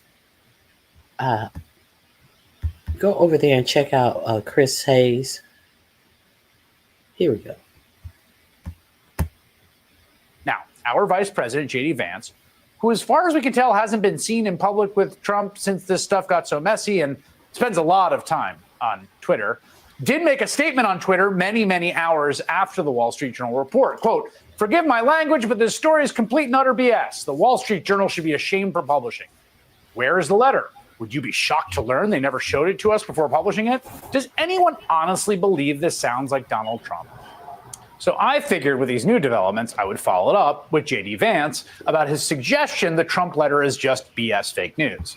Luckily, I have a direct line to the vice president because the guy spends a lot of time on Twitter, or X. So I asked him, so this is probably fake too, right, JD Vance? The whole thing made up, or maybe just the Trump part? I'm losing the thread a little, I gotta say. The contention is that the book is entirely fake, or Trump being a contributor is fake, or all that is real, but someone created a totally fake Trump letter and then stuck it in the real book? Now, to his credit, the VP, who sort of holds open office hours over there on X, decided to engage with my questions with a lengthy response. Quote, the contention, which is pretty clear if you just read what I said, is that it's bogus for the Wall Street Journal to publish a hit piece without showing us the letter. I have no idea if the book exists. Wall Street Journal won't show it to us. I have no idea if the letter exists. Wall Street Journal won't show it to us. What I find absurd is the idea that Donald Trump was writing poems to Epstein, and I find it equally absurd that a major American paper would attack the president of the United States without revealing the basis for the attack. We all know what's going to happen. They're going to dribble little details out for days or weeks in an effort to assassinate the president's character. They won't show us this book or allow us to refute it until they've wrung every bit of fake news out of the story. And everyone will just move on from the fact that WSJ is acting like a Democrat super PAC. It's disgraceful, and it's why the president sued. Now, I have to say, on at least one point, I agree with the Vice President of the United States, J.D. Vance. As I said, quote, in point of fact, the contention isn't about journalistic process, and the lawsuit certainly isn't. Trump called the letter fake and sued for defamation. Like you, I'd love to see the book produced, which I think is what you're calling for. We're in agreement. What's more, if you find it absurd that Donald Trump is writing cryptic poems and lewd sketches to Jeffrey Epstein, I really suggest you do a little Googling about your boss. I'm still waiting for a response to that one. Now, our vice. Okay, let's have a response to at this. I had to play that for some reason because I would have been remiss if I did not share you the new information about said book that came out on Lawrence O'Donnell's show. It is in the link. This is in my link. What about the book? Let's hear the newest news about said book. The birthday book is coming out, one page at a time. That is the breaking news of the night. 24 hours after we broke the news on this program last night that a book of birthday letters to Jeffrey Epstein on his 50th birthday is in the possession of the Epstein estate in Florida. Other news organizations have credited our reporting and been following up on it and adding significantly to that reporting tonight. The latest reporting is from the New York Times, and it includes the image of the first page of the birthday book. It is a handwritten letter from Jeffrey Epstein's convicted co-conspirator in sex trafficking, Ghislaine Maxwell, who assembled the book with the help of many of Jeffrey Epstein's rape victims who Jeffrey Epstein and Ghislaine Maxwell raped when they were in middle school and high school. We learned last night on this program from the lawyer representing those victims that they were told by Ghislaine Maxwell to help her actually assemble the birthday book. And here is Ghislaine Maxwell's birthday note. The very first page of the birthday book was the birthday note from Ghislaine Maxwell to Jeffrey Epstein. Here it is. It says, Jeffrey, the idea behind this book was simply to gather stories and old photographs to jog your memory about places and people and different events. Some of the letters will definitely achieve their intended goal. Some, well, you will have to read them to see for yourself. I know you will enjoy looking through the book, and I hope you will derive as much pleasure looking through it as I did, putting it together for you. Happy, happy birthday, love, Ghislaine. Both the New York Times and the Wall Street Journal are reporting tonight that Donald Trump's name appears on the list of contributors to the birthday book. The Journal reports that contributors to the birthday book, quote, were grouped under categories such as science, Brooklyn, and family. The Journal says that Donald Trump and Bill Clinton were listed on the Friends group, which also included Jeffrey Epstein's criminal defense lawyer, Alan Dershowitz. The New York Times is also reporting tonight on another handwritten note to Jeffrey Epstein by Donald Trump. It says, to Jeff, you are the greatest. reads an inscription in a copy of Mr. Trump's book, Trump, The Art of the Comeback, that belonged to Mr. Epstein. And there it is. You see it signed Donald.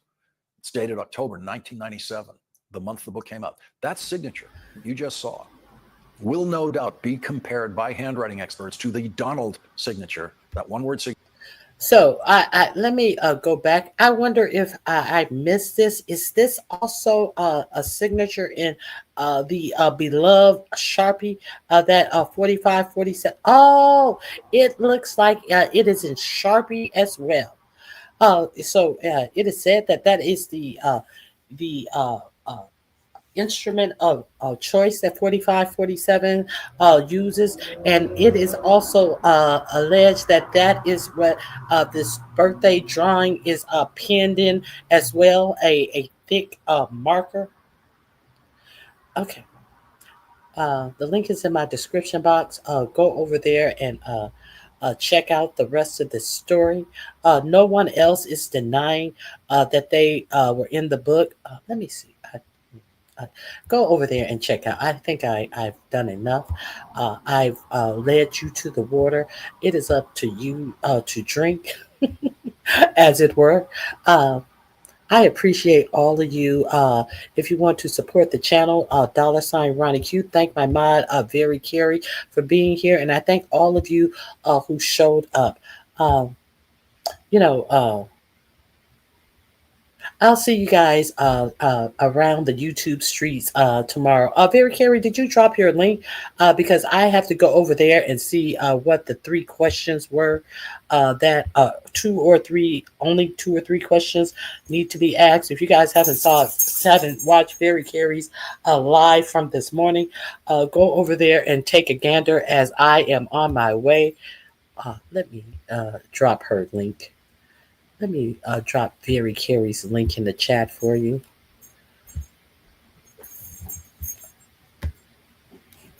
Okay. Go over there and watch, subscribe, and join Very Carey. She also has memberships as well. Here you go. Oh, look, she got it. Look, it took me all this time. Okay. Very Carey. All right, guys. Thanks a lot. I appreciate your support. Like, share, leave me a comment. Get me in a news algorithm. I would greatly appreciate you guys commenting and liking and sharing. All right, guys. I hope you guys have a great weekend. I'll see you guys around on the YouTube streets. All right, that's it. Bye-bye.